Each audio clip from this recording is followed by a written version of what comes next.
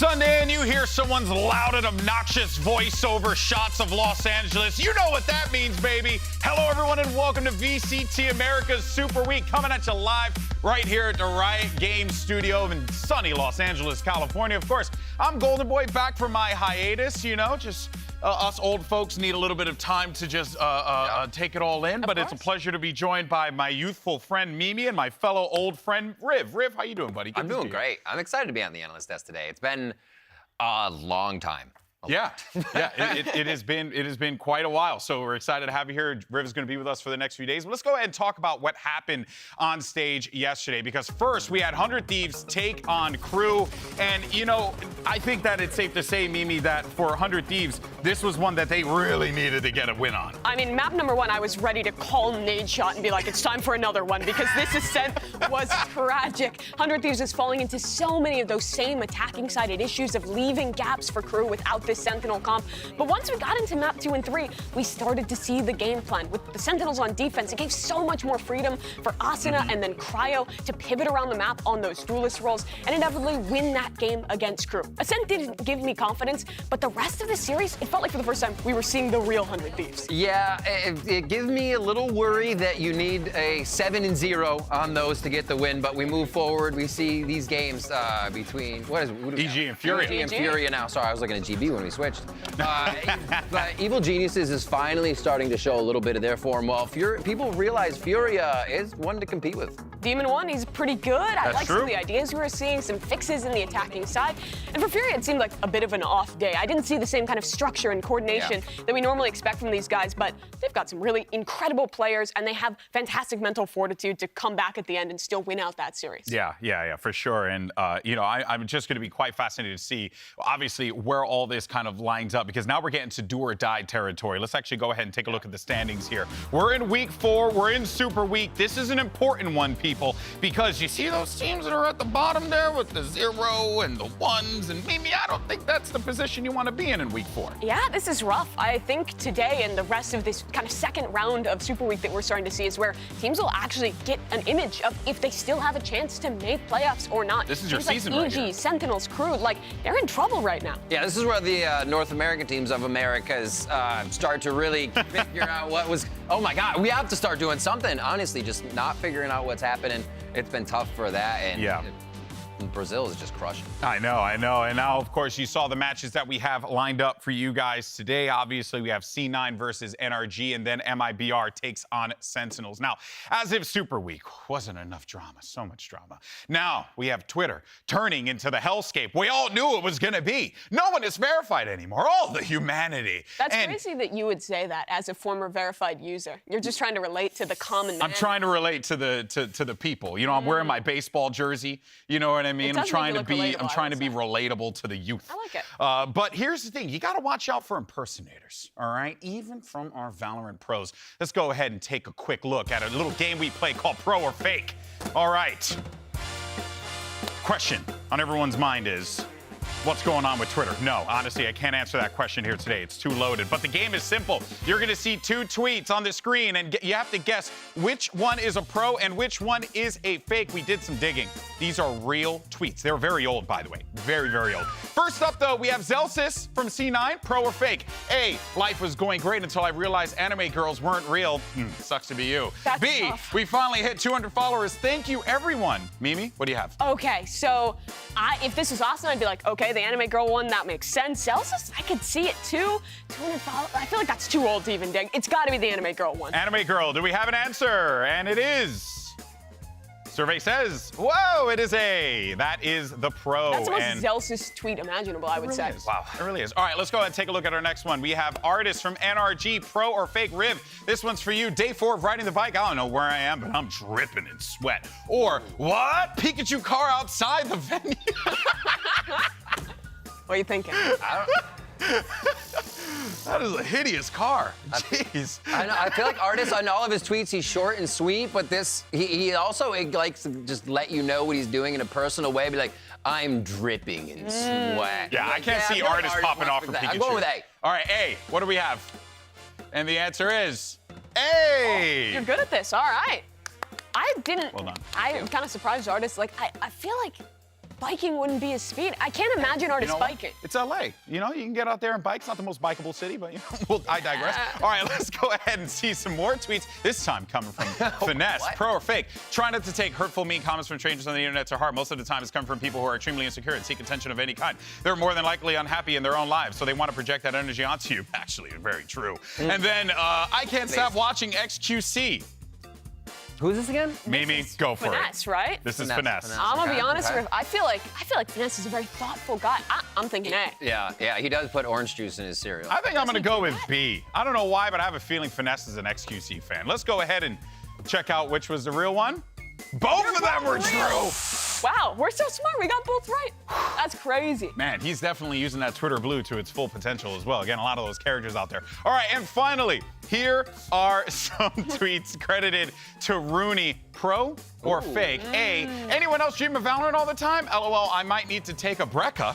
Or B, Brecca. Can we bring @Florson to Tokyo? NA would never lose. Is that her at? Is it Florson? I think yes. Oh, it might actually be that. I think it's the fluorescent one, because I saw a lot of pro players in Americas hyping her up after game changes. Yeah, I agreed with that point. Okay, all right, so both are going for B. What do we have? Hey. Wow. I'm glad to see a fluorescent believer. For those that don't know, she just won the first Game Changers event with version 1. Very good player, and maybe the last hope for NA if things aren't working out. Nasty player. So, well, keep your eyes on that one. But here's the thing, guys. Even though Twitter is an unverified mess right now, you could still use hashtags. They still matter. VCT Americas and VCT are the hashtags you want to use so that we can feature your tweets on the broadcast. As always, surely nothing can go wrong from that. But after the break, we're going to dive deep into our first match of the day. It's NRG and Cloud9. As always, people, I missed you so much. We'll see you on the other side. Identity theft is a serious crime. That's crazy. Jake's being so pesky, and he gets 2 clean shots out from him. The third falls. Shorty for the 2 kills and the Red Bull clutch.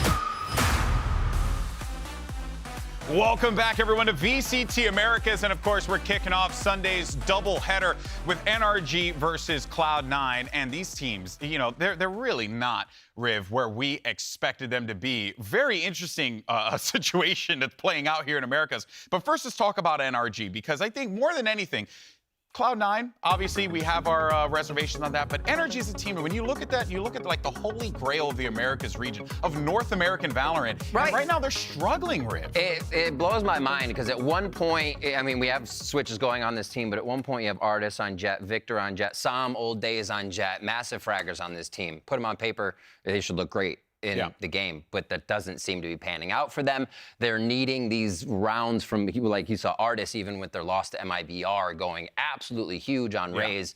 Still can't find the win. They don't seem to be able to put together the teamwork that we're finding through other teams, and NRG is absolutely having trouble closing out the games on that attack side. And this MIBR loss was really a shock to the system for NRG, because they lost Leviathan. It was super close, both these teams playing at the top level, but MIBR wasn't really a squad we would expect to test NRG this much, but they really did. And for NRG, it felt like things weren't clicking until a bit too late. To go back to that Leviathan series again, it felt like they came into that match with a really strong game plan. They executed on it well. The adaptations were good, even though they ended up losing.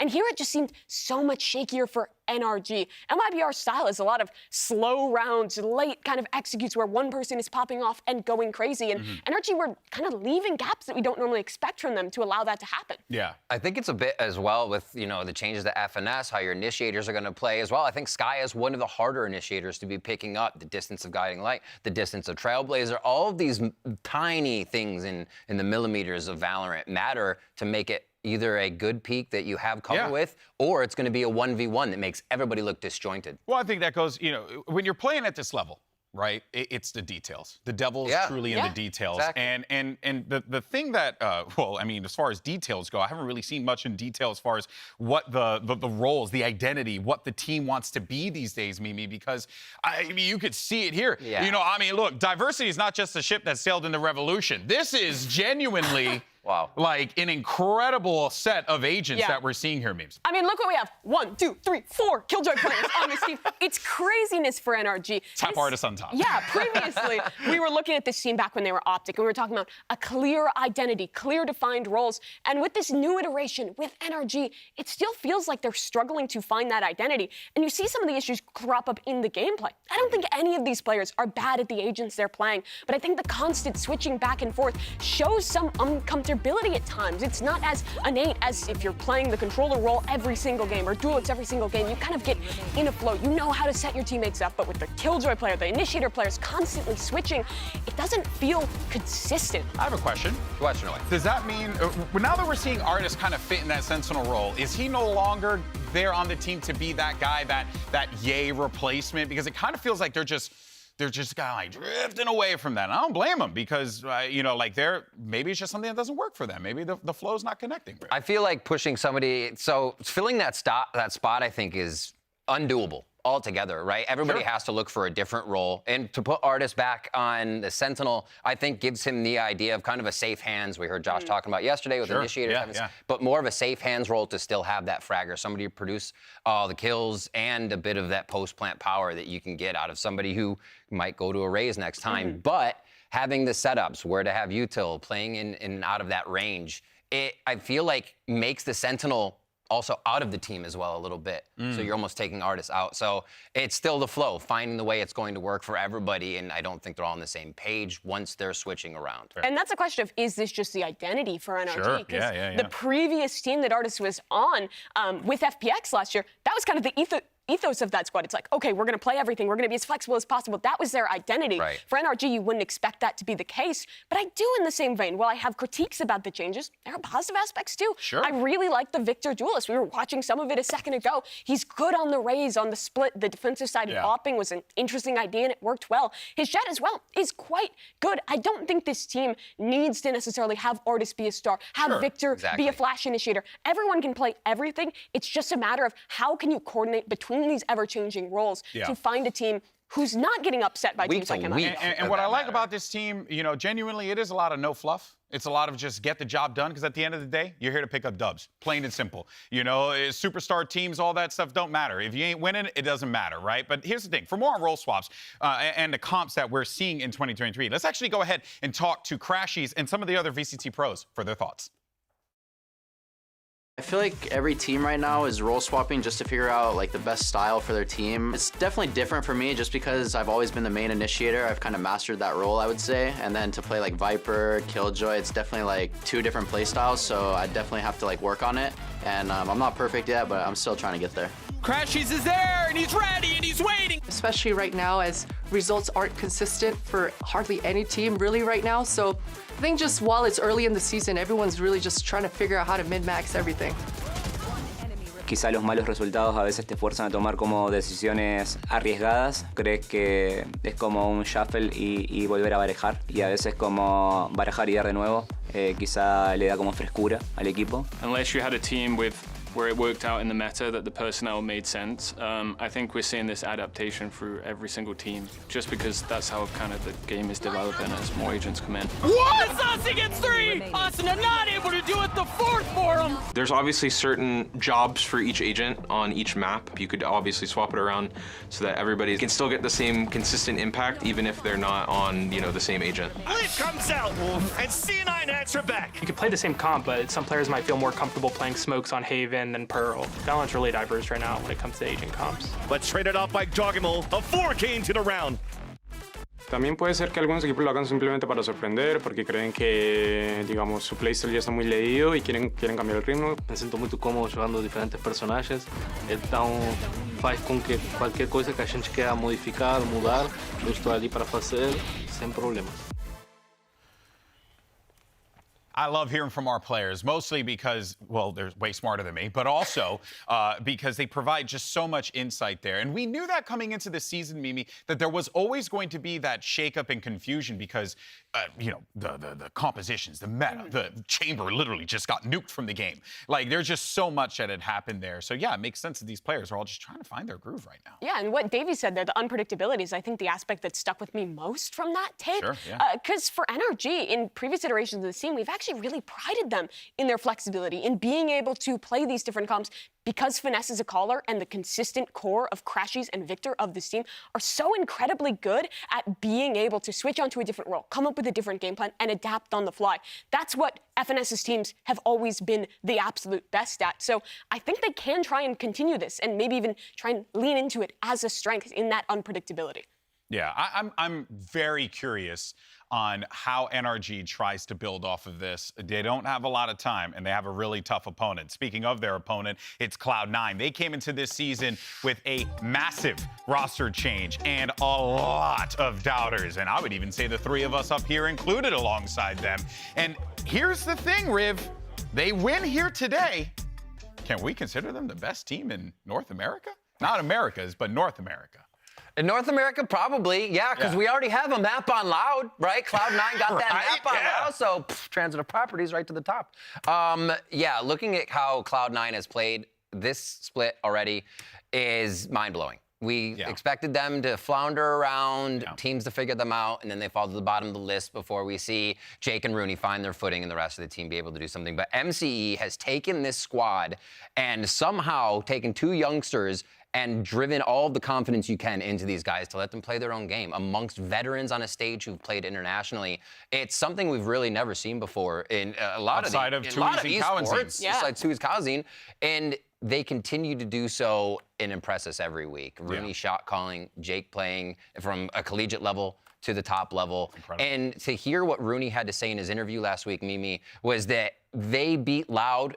They feel like that's amazing progress already for this comp of 3 weeks. Yeah, it really is good progress for them. But the players that I think a lot of us forgot about when we were considering this Cloud9 roster were the veterans, the guys who have been on this squad for so long. Yeah. And one of them is Leaf, who has always been in the conversation as a top player in North America, previously as a top player in the world. And he's showing that consistency again. We were just talking a lot about role changes, flexibility. Leaf has had that because he's playing the duels. He's playing all these different roles, flexing to the initiator, sometimes to the sentinel. This guy really can do it all. And he's also just such a vocal member of the team. Having him and Zeppa available to Rooney, I think has definitely helped this team to be able to kind of find their place.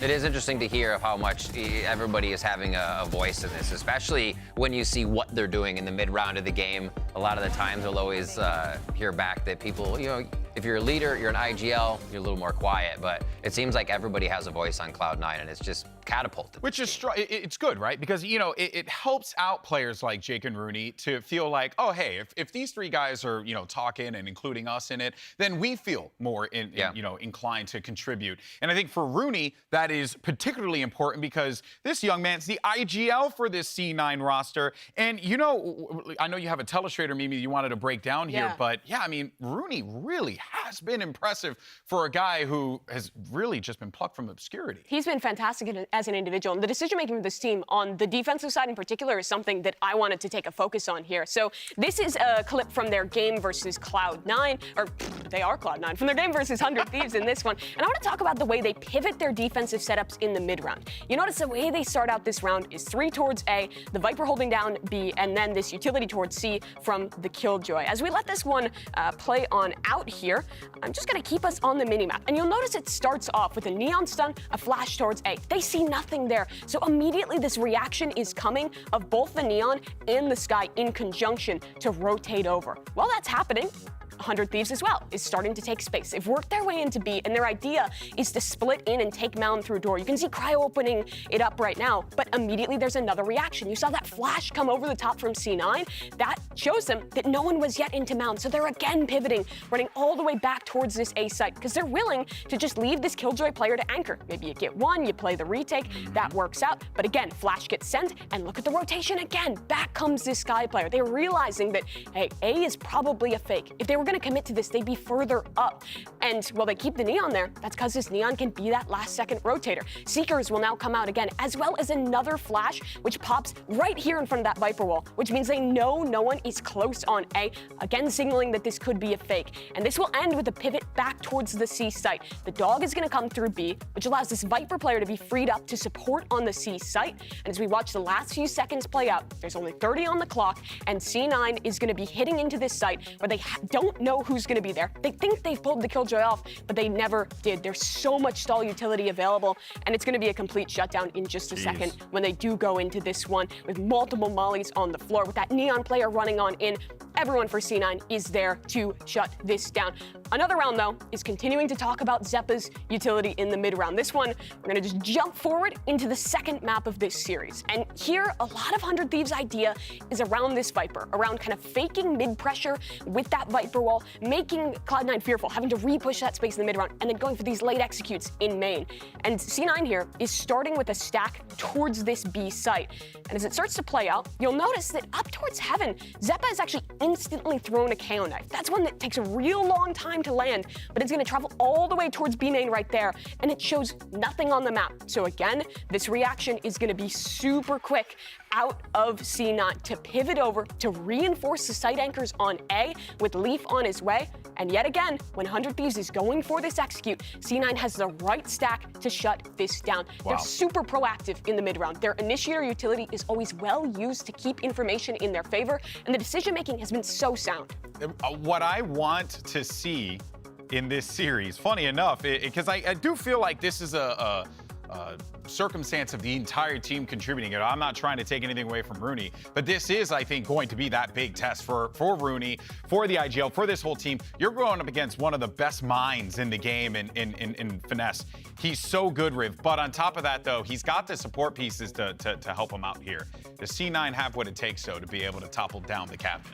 If they can play and kind of mimic teams on defense, like we just saw Cloud9 doing to 100 Thieves, I feel like the Cloud9's ability to defend, site take, retake is actually very, very good. That's where they are one of the strongest teams in the Americas, is being able to retake sites. Yeah, the retakes have been incredible from them.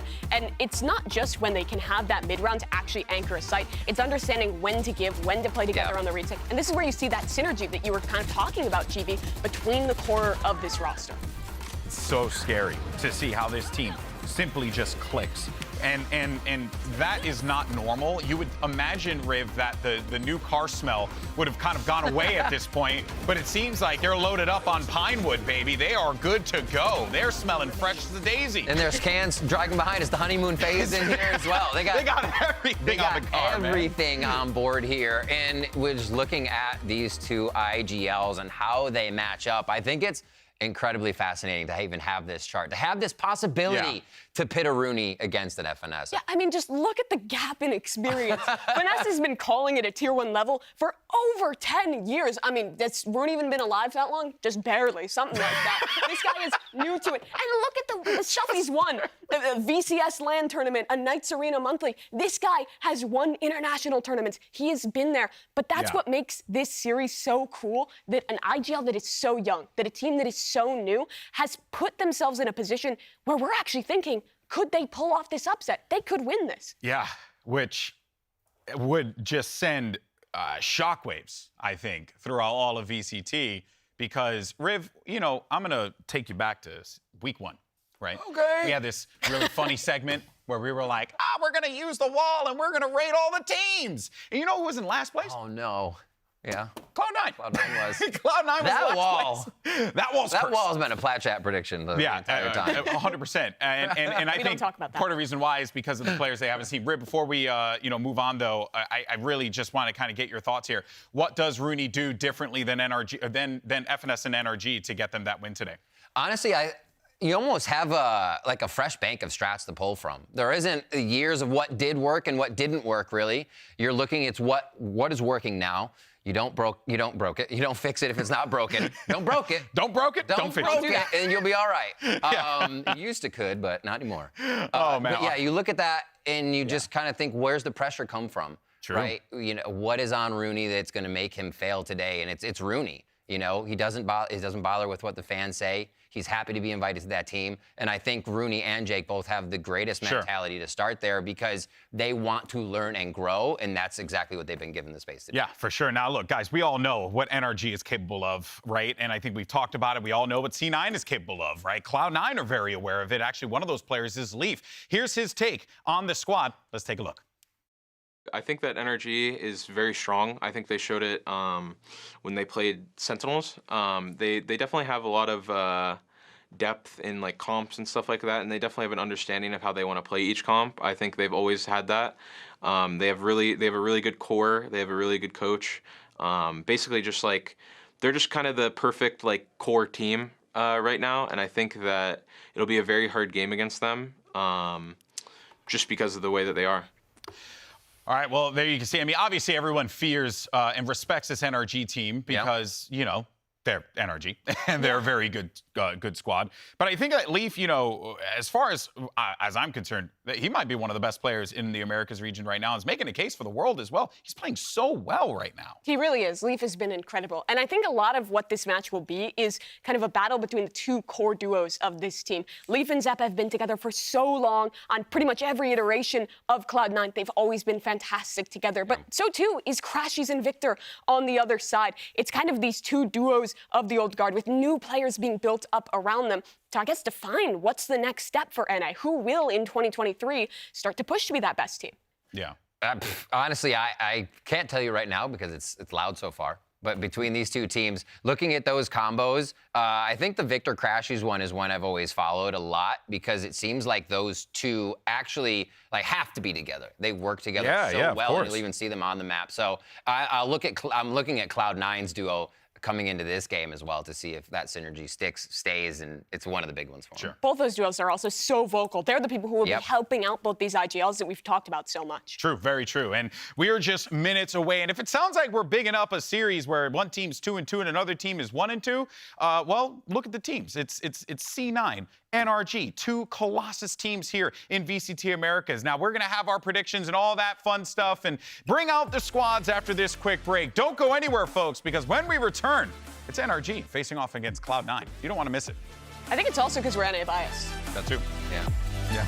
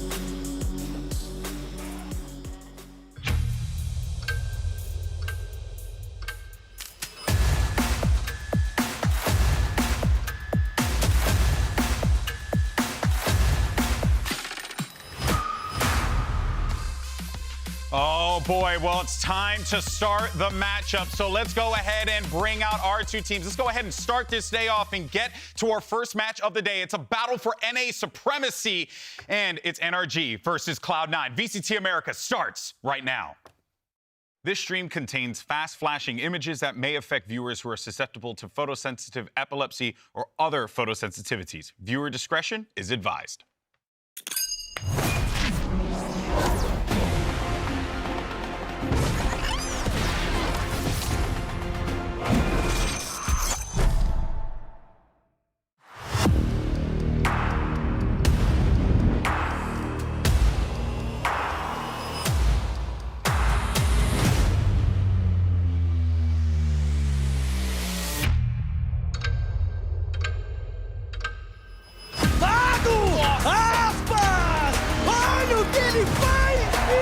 Everyone was talking about him, and this is going to be the guy to look out for. Too much Cryo again. Does this guy miss? Does Cryo ever miss? No, he doesn't. Olha quem escala bem, faz duplo abate, vamos Portel! Se acaba tempo e leva!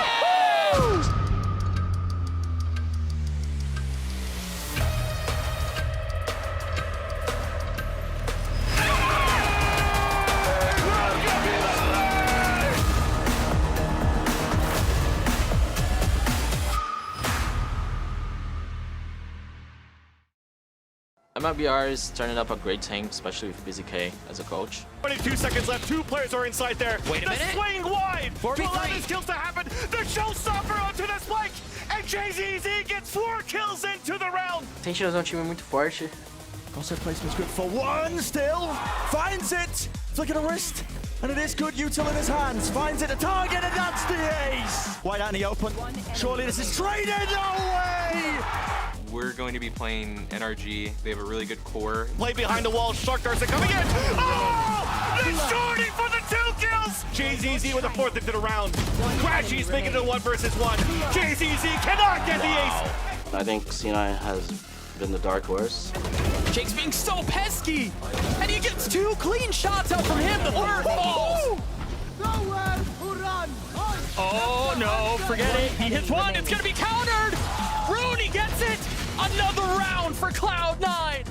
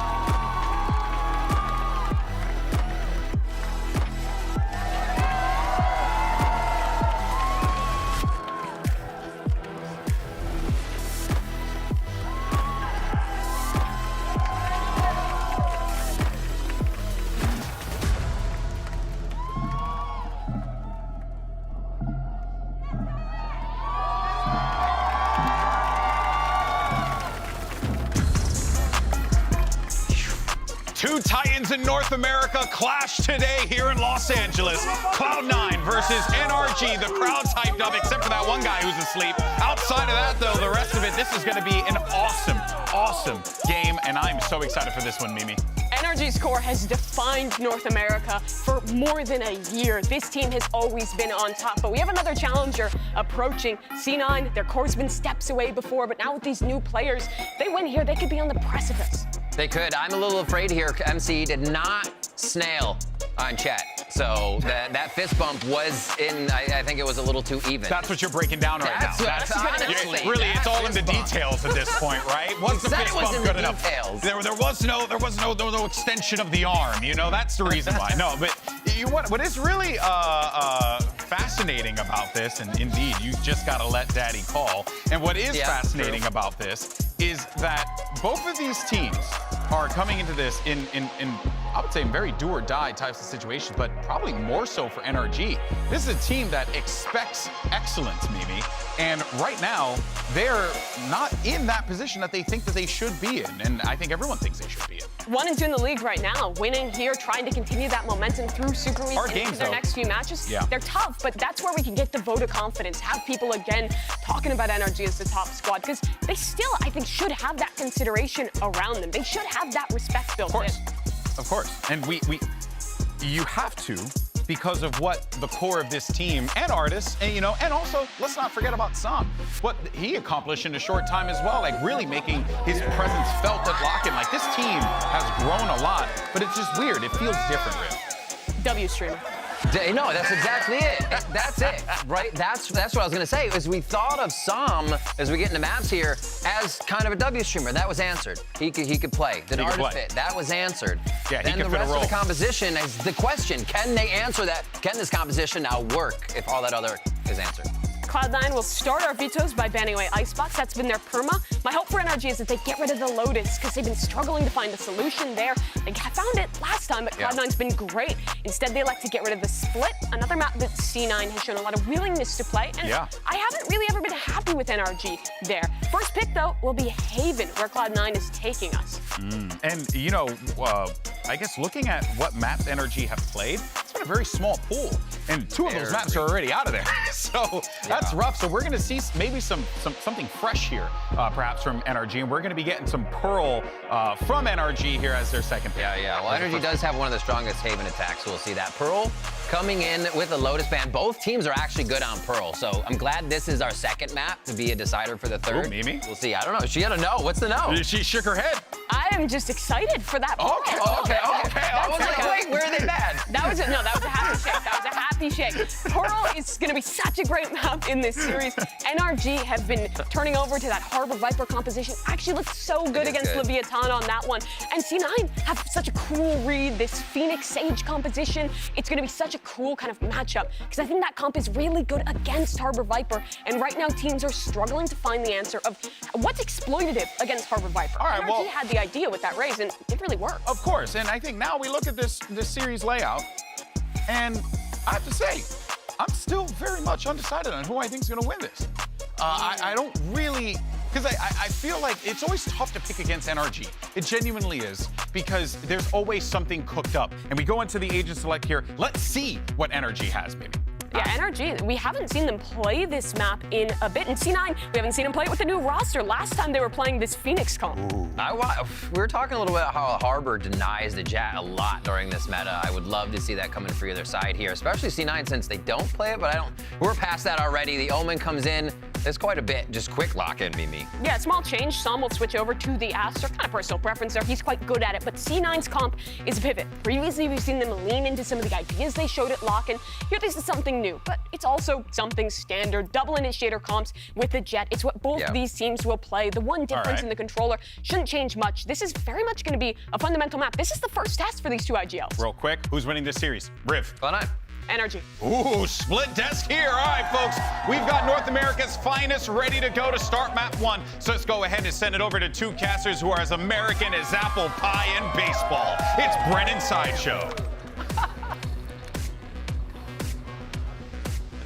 Just don't think that's true, really. I just don't know if that's correct. But one thing that is America right now is this stage, Josh. It's North America, baby. It's North America. Cloud9 versus NRG. Yeah. Two of the last hopes as well, if you've got any hope left for North America as a region in 2023 so far with this split. But it is them battling off. And honestly, this is an interesting matchup in itself as well. You got this NRG core. They used to be the top dogs of North America when they were that Optic core last year, right at the tippity top of the standings most of the time. But they're sitting at 1 and 2, and they're up against the dark horse team that is Cloud9. And you think even outside of North America, this NRG squad, the core of this team, they were the best core of the pre-partnerships era. Yeah. And so now we actually see in 2023, they have some battle scars. They have shown moments where they look mortal, where they've lost, where they've been upset even.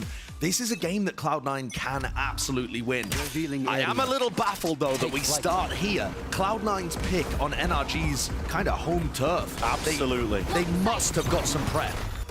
Haven's the playground of FNS. Loves to call on this map. Got a good idea of how to play, but look at Cloud9 setting up for a bit of a pop, and it's a flood straight in as a plant starts to go down. No time wasted! And what a read! The entirety of Cloud9 just surrounding the site. It's almost like they expected it. It's almost like they knew, and it's up to Som. Would have to beat a 1v5 to try and win out the pistol round, and it's just looking nigh impossible. Spike not in a good situation. 1 star. That's all he's got to work with. And it's a double face-up. Almost triple face-up as well. Obscuring vision. Trying to offset some of the crosshair placement, maybe with that placement there. Just turning away. He's waiting for an easy kill, but he's not going to be getting that at all. Good discipline from Cloud9 and a wonderful opening from them with the pistol round taken away. That's NRG's classic C execute. I mean, that they threw all of the utility they normally throw on an exec like that. Fault line down the right-hand side towards logs, nanoswarm into the back, recon dart. Like, we've seen that execute a ton of times on rifles and pistol rounds. And Cloud9 had a counter plan in their heads immediately. 2 players straight into the smoke. Paranoia comes through, swing, backside control as the plant goes down. I mean, I was just asking the question, why have Cloud9 come here to Haven, to NRG's home turf? And I think the reason is already showcasing, because they know how NRG like to play here. They've done their homework. They know what to expect. Dart was timing. It was cheeky from NRG. The orb was trying to get picked up there, almost taking out Leaf, but kills going their way. Look to try and maintain control of this A lobby pressure. And for Cloud9, that preparation has been absolutely key in terms of how they've won some of their big games and taken some huge maps off the top tier teams, like that split game against Loud. They just looked so incredibly prepared right from the beginning. Took pistol round, went up to a 7-0 lead. And think about how this defines the map pool for them. If Cloud9 go ahead and pick Haven, that actually means that they can predict the first 2 maps of the series very easily. They know that they're going to be playing Haven, and they can have a pretty great idea that NRG are going to go towards Pearl as well, because that's the also comfort territory. It's just going to simplify their preparation on a week that's so difficult to prep for. A really interesting clash as well when we do end up on that map too. Obviously getting ahead of ourselves for now, but that was a very nice bonus round. I love the discipline from Cloud9 as well. Rooney getting the bulk of a lot of these kills, but it's going to be that early mid pressure. Seems to be the name of the game from Cloud9. Leaf setting up for a bit of a jaunt down mid here. Maybe set up with some of that utility as well. There's a fault line. The util is exchanged over towards A, but turret's broken early. Victor's now got to be worried. He knows that mid's compromised to some degree. Doesn't know how many players are going to be meeting him on the other side, and the answer is 2 or 3. Just watching these angles. Sometimes Killjoys will leave an alarm bot in this window area, but you can see the alarm bot placed outside A, as if to indicate that NRG's game plan here was to go for a full A pop, but they've had to adjust that now. Yeah, fully pushed up. Oh, and it's just opened up. Slide angle. Victor's lucky to walk away from that one without too much damage. Dern's got to know the push is coming, and he does indeed. Still, with that kill, there was a whole load of utility. A fault line and a paranoia also to accompany it, and they're still trying to squeeze this into mid, but NRG are containing. Any sort of aggression is being absorbed and met pound for pound. And that's beautiful adjustment of the pace by NRG. I think their original game plan in this round was to try and take early A control, whether that's towards short or long. And as soon as the turret got broken, you see that protocol gets triggered by NRG. Wait a second, we need to slow things down. Cloud9 are trying to take control of the tempo here. Now that they've got a massive player advantage in a 5v2, this should be fairly easy to clean up. Spike planted. And it's also really important to try and hold Cloud9's momentum. Like I just said, that split that they won against Loud, that was because Cloud9 got off to a 7-0 start. Massive lead. Economy starts to snowball, ults start to snowball. And talking about ult, Rooney's only 2 away from the Hunter's Fury. Had this gone differently, maybe they would have had an opportunity to continue with some level of aggressive play off that ult. And Cloud9 had the presence of mind in the prior round as well to try and save the last kill for Rooney. They knew how close he was to that ult, but Beamed down by Victor, now just one away as well, looking towards that next round. But still, Zelsa's going to be opting to see if he can take a gun away or two, but nobody's going to be walking into his sight line, just going to go down to the spike. So a decent answer by NRG, good adaptation, being able to absorb all that aggression that was placed into mid. And that's going to be Victor's job and Som's job. If there's aggression in mid, it's often going to be on Victor. If there's aggression down C, which they absolutely could do with this composition, that's going to be on Som to try and stop. Think about how Marv used to play this map as well, the timings that he would get, lurking through C, late backstabbing in places. That's going to be interesting to see whether Som can fill that gap. We've already seen Marv have some insane timings actually earlier this week, filling in for Sentinels. The same beginning here with the opening util, just to control that A-long position. Ardis already taken up all that space. You know, that it's going to be cleared there. There was a dart and the fault line used early on. Placing swarm grenade. Seems to be the core attacking protocols that NRG are really just leaning into, with Victor being left to contain most, well, anyone who decides to push through. Now the drone's going to start clearing through into short here. Rooney's got a bit of a decision to make. So they want to try and fight this one, knowing that they could be pushed into A. NRG are very committed to this. Usually they will leave, you know, some level of players behind to control any level of push on the other side of the map. Leaf's gotten deep here. So they do want to try and fight this up close as well. There's a bit of a risk in this that they could just be swarmed and overwhelmed by any sort of utility because the position... Okay, dart broken. Bit of an indicator. Now the flash has started to come through, but Zephyr's ready with it. One piece of util use and another exchange to try and slow it down. And time might start to become a bit of an issue. Still, look at that dart into Paranoia. Ardis inside the smoke, just trying to wade his way through, but he's blinded in the middle of all of it, in the midst of all of it. It is getting dangerous, yet still NRG. They overwhelm. Great crossfires and presence of mind as well. All the angles watched for. Such a slow siege of an A hit. NRG never made any noise anywhere else on the map, and Leaf had that angle watched on C. And yet, with the way that Finesse likes to play here, Cloud9 didn't still feel like they could gamble any more than 3 players there, and really weren't able to hold on there whatsoever. There was a tiny moment as well where Finesse ended up using his flash to initiate an A hit, and normally that's going to, you know, the rest of the util is going to be coming with it. But I don't know if that was just a foresight as well from them. Finesse uses the flash, and it pulls out some util in response, and they slow it down again. Yeah. It's like almost just the baiting out of the util there, which is, it's quite high level. It is, and it's really easy to mess up too. Yeah. You've got players that are all trying to synchronize a big execute. Like, for example, Som, he puts down both of his stars, one at CT and one at Heaven there. He's got to be on the same page with everybody else on NRG that it's not a real hit. Yeah. That they are going to cancel. And if anyone messes up that cancel call, if FNS says, cancel, and you still pop the smokes, well, now you're in a bit of a pickle. Yeah, 30 seconds left, and you got no smokes for the final hit to come through. So. Yeah. The level of discipline is really impressive there for NRG on a hit that really was quite straight up. The other part to this too is they managed to avoid Leaf with the operator. Leaf was just posted down C long the entire time. Cloud9 are going to take an early timeout here, and I think despite the fact that this comes through at the beginning of round 5, it's quite early, right, to take a timeout like this. It's really early, yeah. I think it's going to be useful because that round was so unusual. I would imagine MCE wants to have some input on it. There's a couple of things that Cloud9 could have done to approach that differently.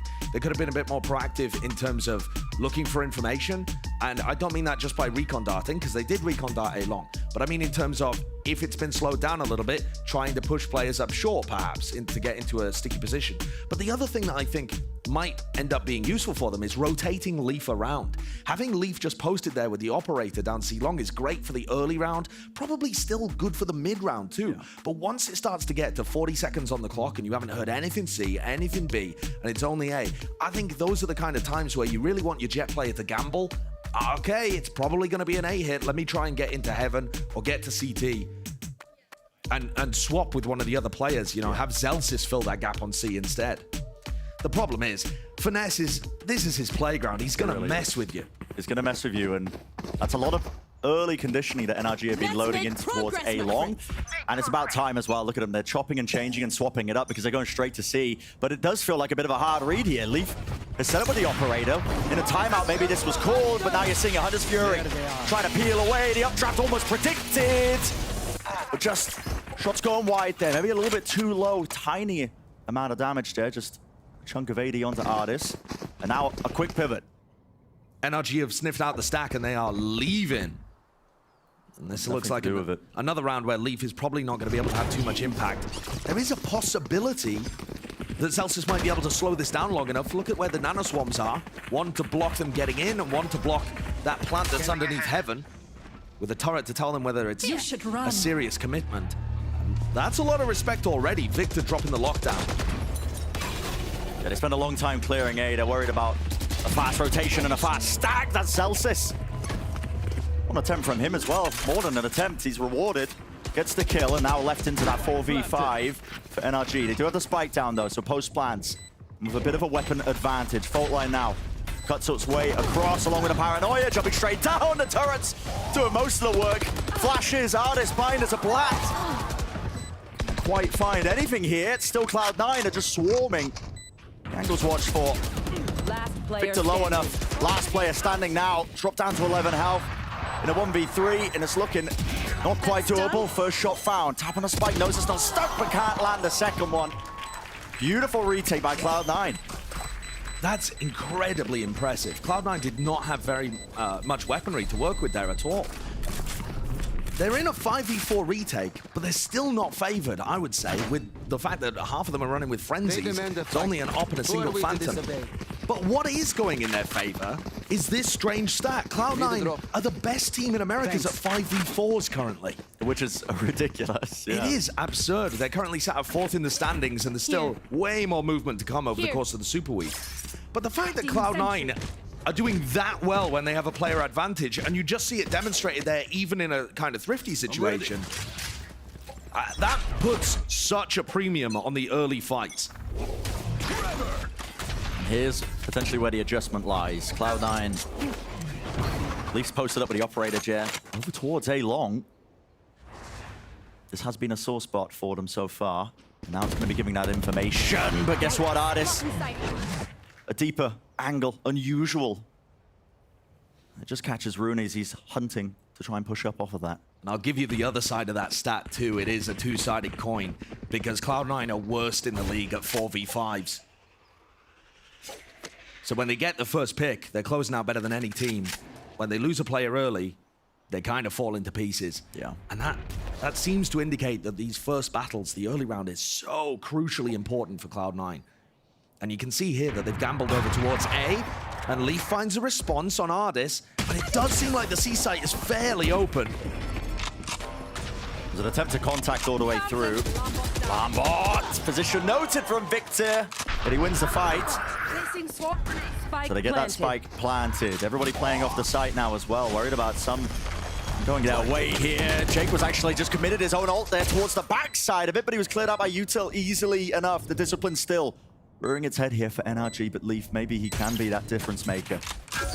Tagged up by the dart, backing away. There's so much to watch for. Skipping a hop. There's no way he should be getting away with a kill there. It is ridiculous the way that these C9 players move and spray with the Phantom. They get kills like that far more often than they should, I think. A really quirky team. It feels hard to play against. They pick these odd timings. But I don't think Leaf can afford really to lose this Phantom. That has to be an opt into the full save. Yeah, Leaf and Jake. There's going to be a lot of criticism for Jake making that play, but I do not mind it at all. He's in a 3v4 situation after Victor gets the kill on Celsius in Garage, and I think at that point a play needs to be made. He's found a decent timing where he can stick the ult over down C long. They did hear him, and they were able to clear him out with utility, but I think in terms of a time in the round where you can make a bold play like that, he's picked the time fairly well.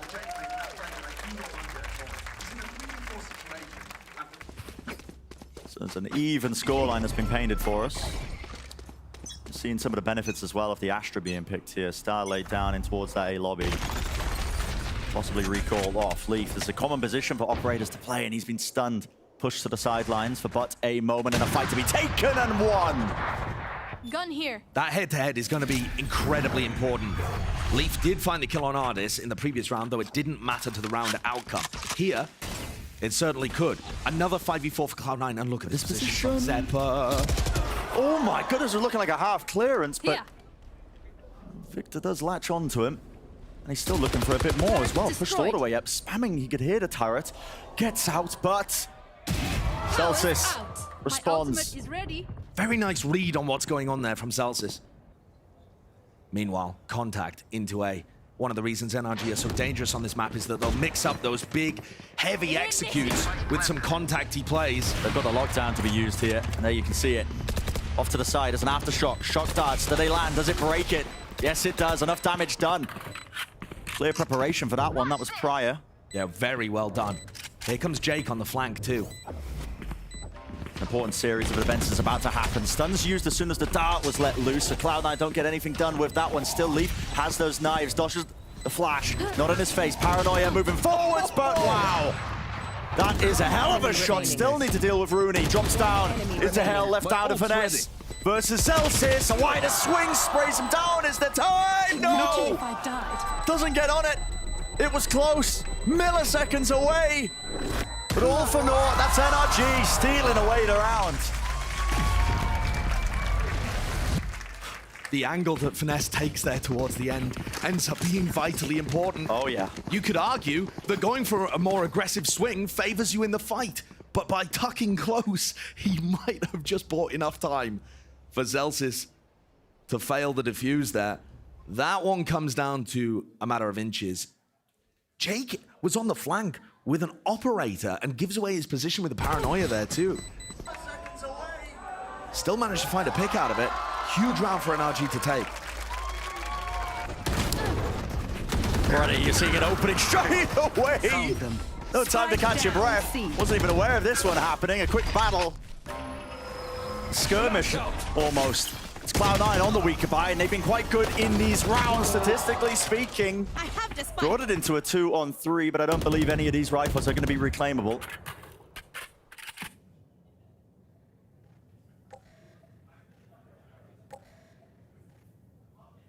NRG love to just pump the brakes in moments like this. Yeah, they've slowed it all the way down. Like, okay, make sure we hold the space as well. Ensure that none of those rifles exchange in the hands of the Cloud9 players, the remaining ones. Are close with the Sting, as Celsius' reposition is risky. I've seen far enough away. I've seen Celsius do some funky things. This position could be a godsend for them because the dart doesn't clear. Holding close, knows that they're contacting through.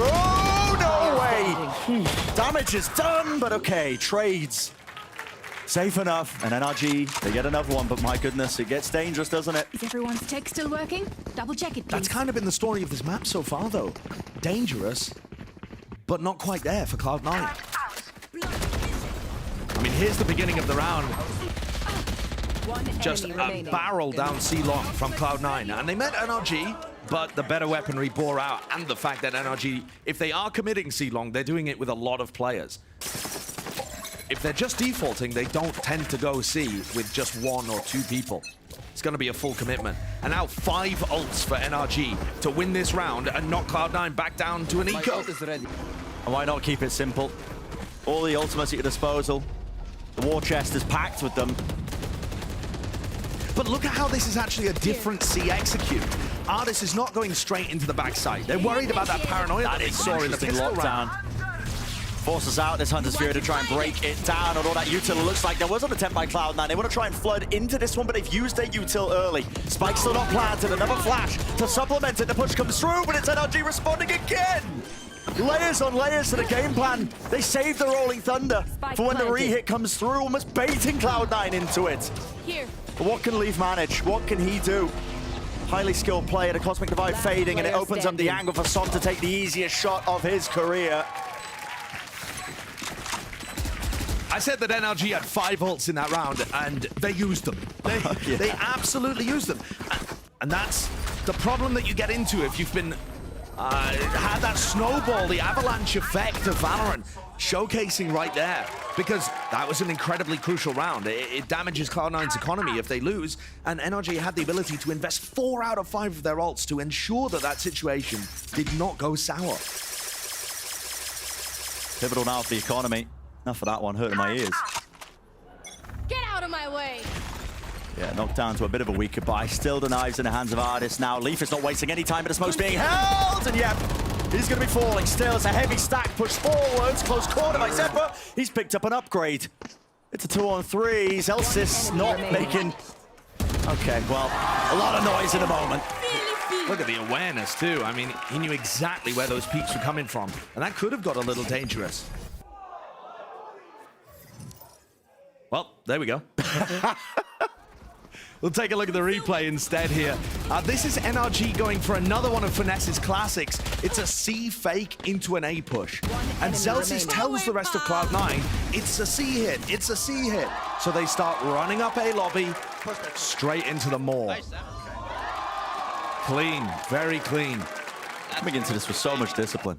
And even though the score says 7-3, you got to remember 2 of those rounds came off the back of Cloud9 having a great idea in the pistol.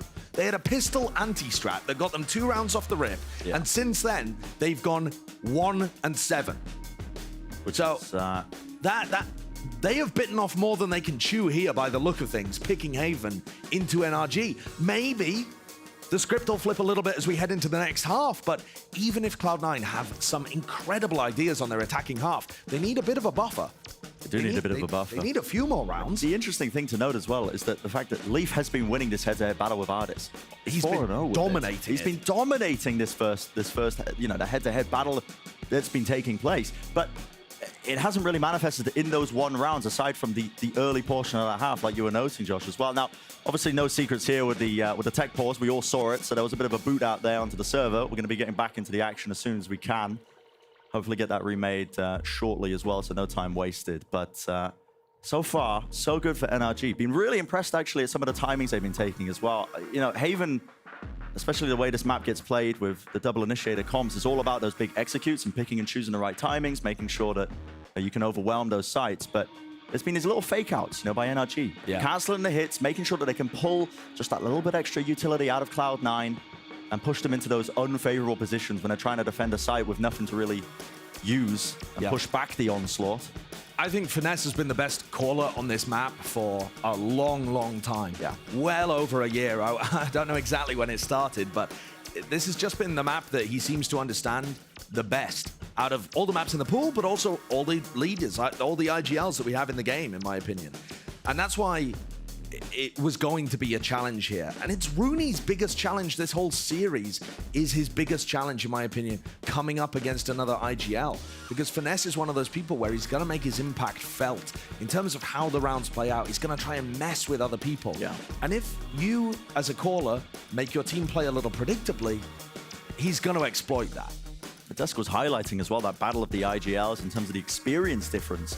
A player like Rooney, you know, new to this kind of stage and this level with just over a year under his belt. FNS is over a decade at this point, which is just outstanding. I mean, the guy is a veteran when it comes to it, and he knows how to play this map. Yeah, I think territory. One of the other incredibly important battles throughout this is going to be that coach battle too. We saw MCE take a timeout earlier on. I don't really see what the adjustment was coming out of that, but I'm sure he had some input. It hasn't really manifested in terms of the scoreline, but a lot of these rounds have been close. Do they have something for the next half? What does the prep look like? Are they ready for Pearl? Are we going to see the normal comps? There are just so many different questions that need to be answered for this match. And really preeminent above them is, which of these teams is going to represent North America better, right? Is it, what it comes down to. I've been really enjoying watching the North American star battle between my favorite North American Leaf and my favorite North American artist. That's been a good one. Yeah, of course, of course. But we'll see how it really plays out as well and pans out over the course of this series. So far, NRG got their grips on it. We talked about the risks as well that Cloud9 will be heading into as well, picking Haven as their first map to open things up. And then you talk about those adjustments as well with the timeout, Josh. I did notice one thing was that they were opting to put Leaf on that A-long angle now. That was the adjustment, I think, from the early pressure that was coming in. But enough about that, enough about the podcast as well. We've got Smix down on the floor, a very special guest. Indeed, I am standing here with Emily, a figurehead that has been part of the women's esports scene for years and years. Emily, it's such a pleasure to be able to speak with you here at the Riot Games Arena. How are you doing today? I'm doing good. I'm excited to watch these matches. I have friends on both teams, so I'm rooting for both. You can do that if you want. If you had to choose, though, because this audience, there are so many fans repping C9, there's so many fans that are also repping NRG. If you had to choose, wow, Cloud9 fans, we need to hear you. The NRG fans are showing you up. NRG fans. Okay. Yeah, they were rooting very, very loudly. But if you had to choose, or even predict, what do you think would be the outcome of this series? See, anything can happen. Seriously, even if it's 9-3, we've seen the 9-3 curse. Literally, anything can happen at the end of the day. So, I can't go for one team. Don't do that to me. Come on. Okay. I'll let you go for that one. But I'm noticing that you're wearing a homemade T-shirt here. Signed Team Karma. Team Karma.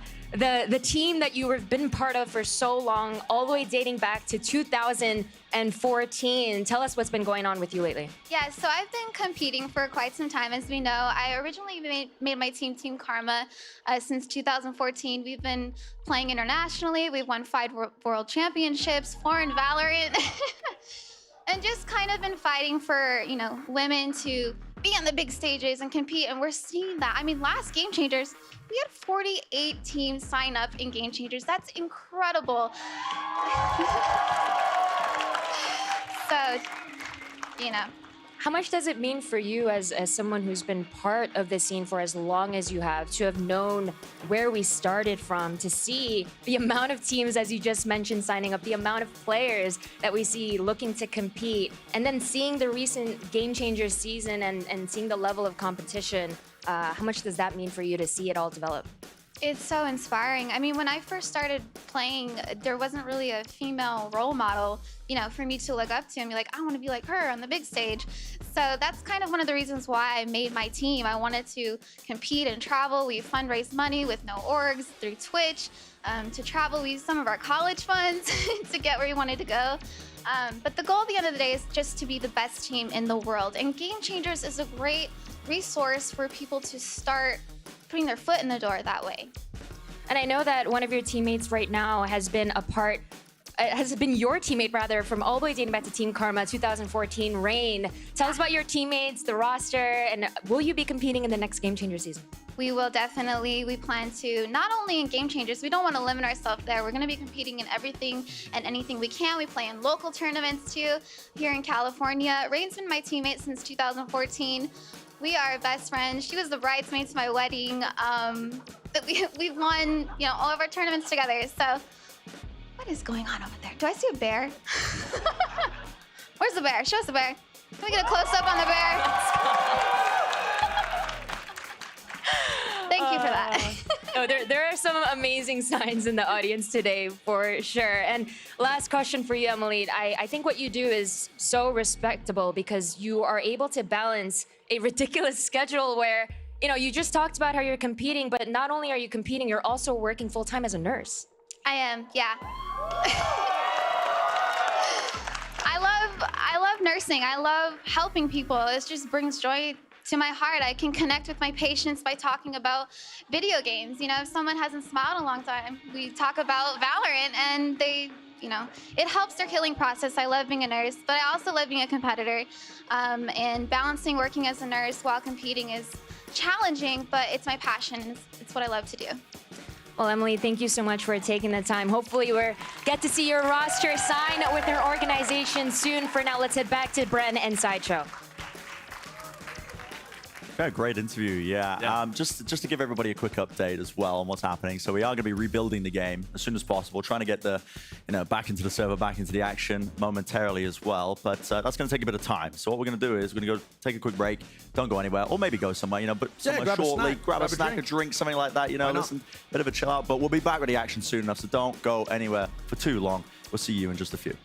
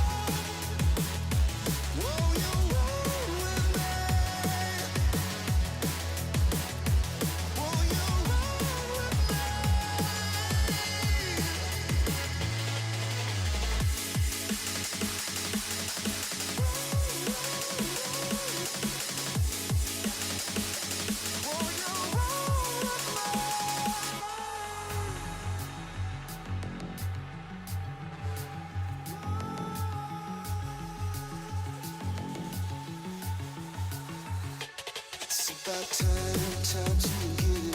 It's about time, not forget it. It's about time. Never gonna get up now. Never gonna stop now. Whoa, you roll with me.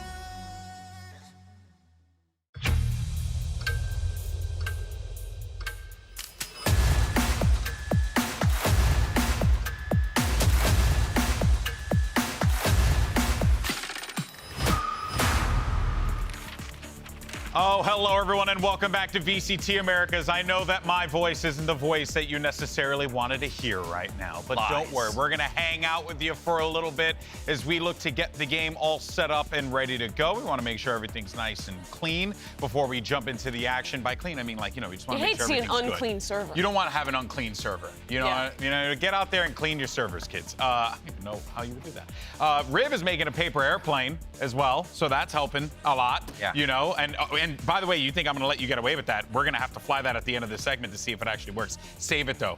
That's content. Okay, anyway. that is the content we need. Folks, all right, as we know, there was an unexpected crash on the stage, and we're going to be rebuilding the match. And, you know, unfortunately, that means we're going to be taking a few minutes before we get back into the game. And as always, you know, since we have those few minutes, we're going to have some fun. We're going to test our knowledge of this video game that we, you know, analyze in Where You At? It's a new game that we just made up.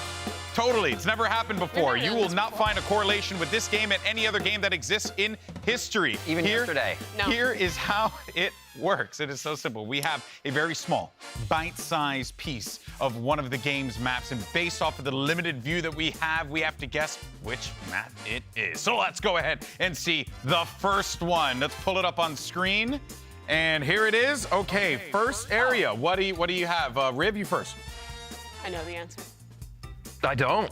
It's Pearl. Right off the bat. Is it Pearl? I haven't flown around Pearl yet. I feel bad. So, okay, but let me try and figure out where on Pearl is this? Where is there a bit? So I think this is in, if you think about Belong, there's that little like window in the room up there behind the pillar where I think there's a back right, and I think you can see down into this railing. Isn't that, that's where that's where the famous cart restaurant is though.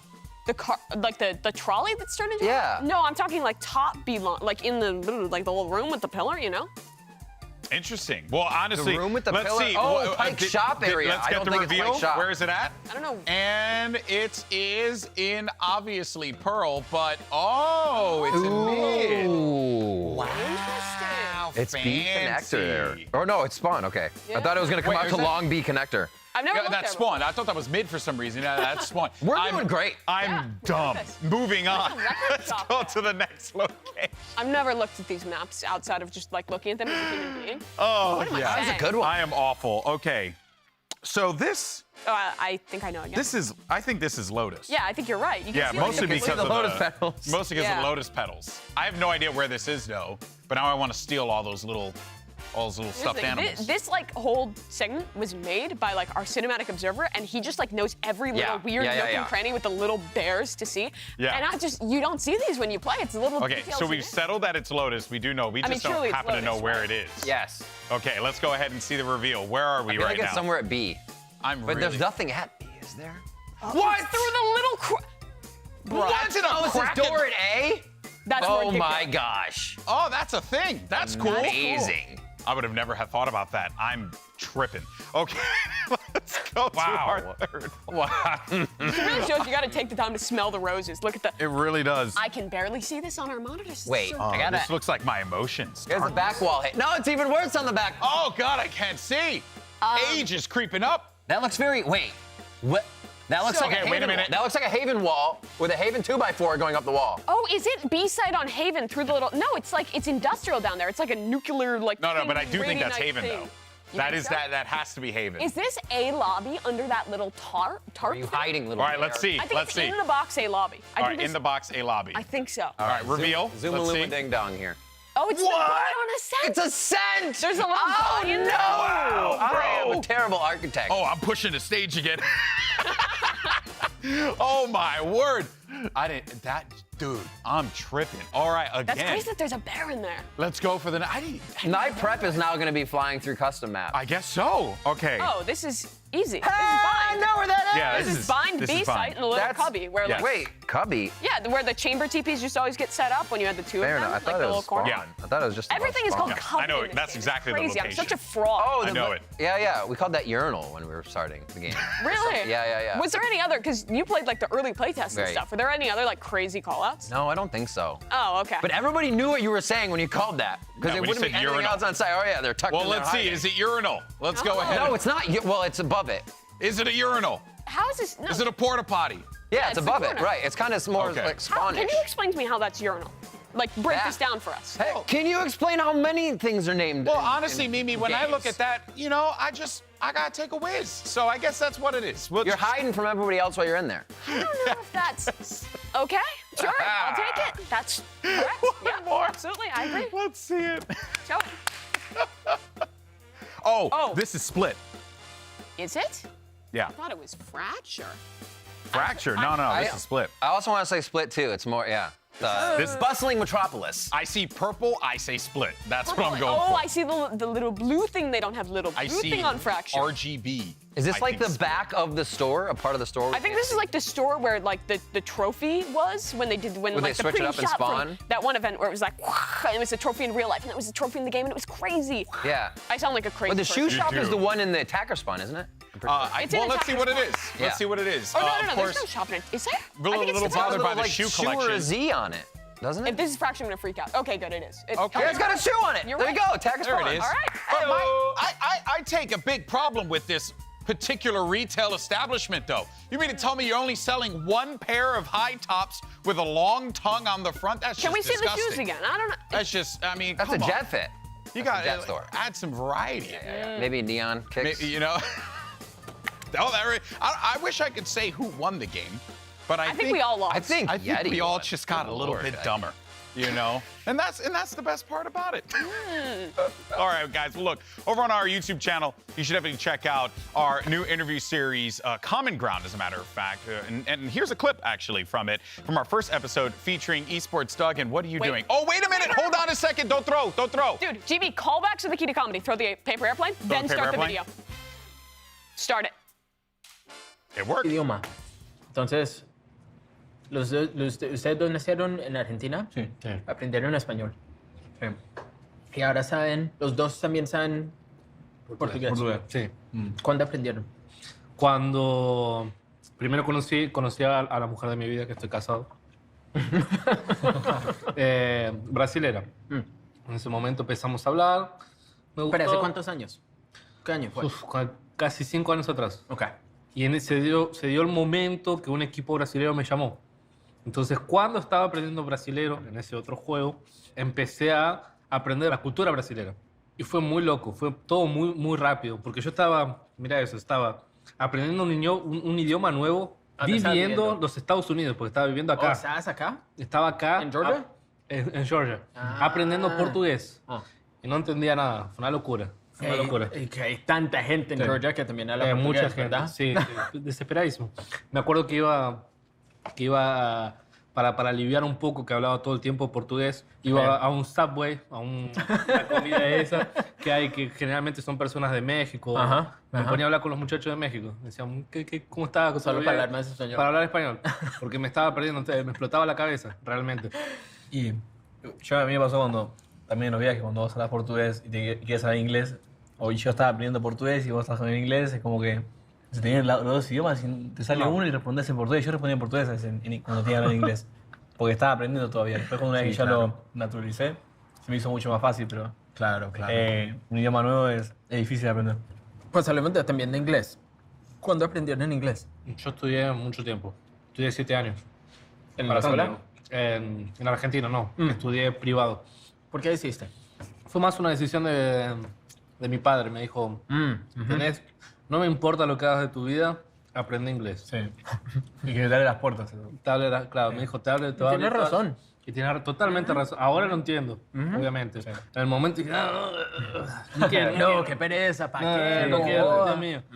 Pero realmente lo que me ha servido el inglés es increíble.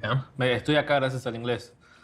Además del portugués, obviamente, el inglés es lo que me hizo evolucionar muchísimo como jugador.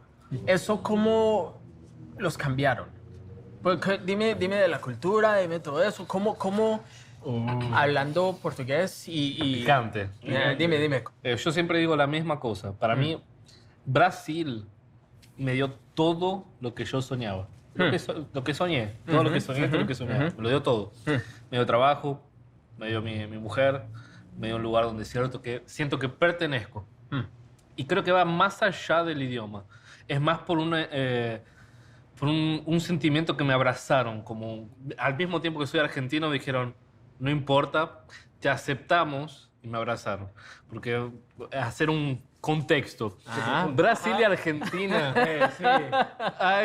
No. Sí, es una rivalidad, pero no se llevan bien. Hay mucha rivalidad. Y cuando empecé a jugar, a representar un equipo brasileño, no solo en Brasil como para afuera, porque viajé con Vikings en la época, de a poco me fueron aceptando mucho más. Cambié. También mi streaming comenzó a ser en portugués. Fueron muchísimas cosas. Entonces, mi vida ahora es Brasil. Eso no significa, que es lo que mucha gente erra cuando habla conmigo, no significa que pare de ser argentino. Claro que no. Sí. ¿Me entendés? Claro que Son las raíces. O sea, yo hablo con mi viejo, con mi padre, con mis amigos de Argentina. Estoy con ellos. Soy argentino. Nací argentino, soy argentino. Pero el amor que me dio Brasil, todo lo que me dio Brasil, no lo puedo negar. Entonces yo me siento parte de ellos también. Claro, pero también ayuda cuando está ganando. Imagínate. First of all, I want to give Doug a huge shout out. Excellent job with that, obviously. But also, I can totally relate to what Sadak was saying how, being like right now his life is Brazilian. Like he is doing what he can for the Brazilian community, for Brazilian Valorant. And, it's given him so much, his life, his wife, his career. Yeah. And I can totally resonate with that because my wife is Peruvian and I didn't know anything about Peruvian culture when I met her. And then now, here we are, 15 years later, and I feel like I am a part of the Peruvian culture because you've been there for so long. So I think, Riv, for Sadak, it's a beautiful thing to see him fully commit to the process, fully commit to the culture, to the community, to really embrace his team. Yeah, absolutely. Being able to kind of have that diversity, that knowledge, the understanding of being able to step outside your own shoes for a moment and look back and know what will benefit you is a huge thing. And he even says it himself. He's like, I'm really glad my dad made me do this, but I also realize how I'm built from everything else here, how my time in Brazil and my time in Argentina made Sadak who he is. I think also hearing that from his father at the end as well, not only kind of encouraging him and making him learn English that ended up helping him in his career, but also in another part of that, when his mother passed away, his father encouraging him to finish things out, to play at Champions, to do his best, and then to go back and take care of his wife and his direct family now. It's just a really fantastic story to surround a fantastic player in Sadak. And we didn't hear as much from Noswer in that clip, but so much was went in from him as well. That you guys should go watch that entire video. It's really, really good. Seriously, you can go check out all of that again. Common Grounds on the Valorant YouTube channel. Go ahead and check it out. And, you know, I know you guys tuned in here expecting to watch some games, but I'm going to give you a little bit of an educational history lesson. Learn a second language. Trust me, it's good for you. It makes you more worldly. Anyway, apologies for the delay, everyone, but don't worry. We're going to get back into the matchup. C9 versus NRG. We're going to take a quick break, and when we return, hopefully, we'll be back to the game. Thank you so much for sticking with us. I learned French. You think I could play for Carmen Corps? Oh, yeah. I could try and help fix it. I don't know. Yeah.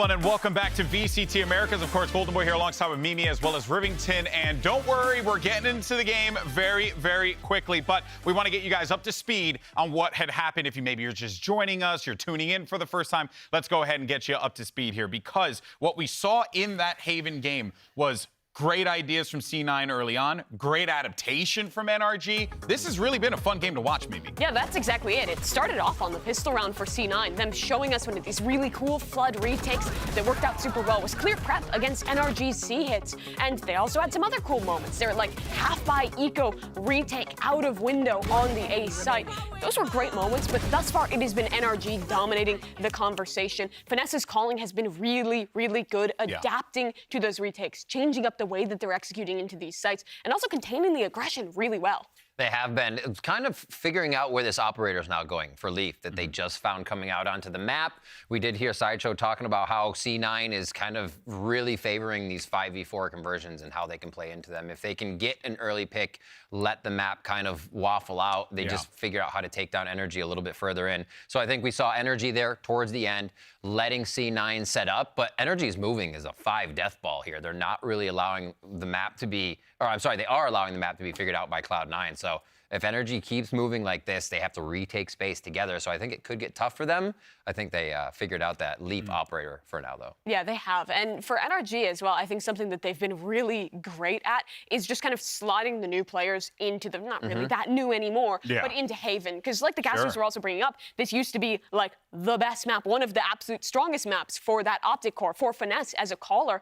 And for Sam, him slotting into Marv's roles, his lurks have been really solid thus far on this map. I already said containing aggression, it's always been him doing so towards C Long. It's been nice stuff out of them. And on top of that, I think the Artist Jet looking pretty good thus far. I think that helps, right? That is something that we haven't really talked about because I get it, right? You discuss role swaps and or just changing your role, not necessarily swapping fully, but just like the micro adjustments you'll make in a series. Maybe one game he's playing, Artist is playing Killjoy, and then the next one he's going to be playing Jet.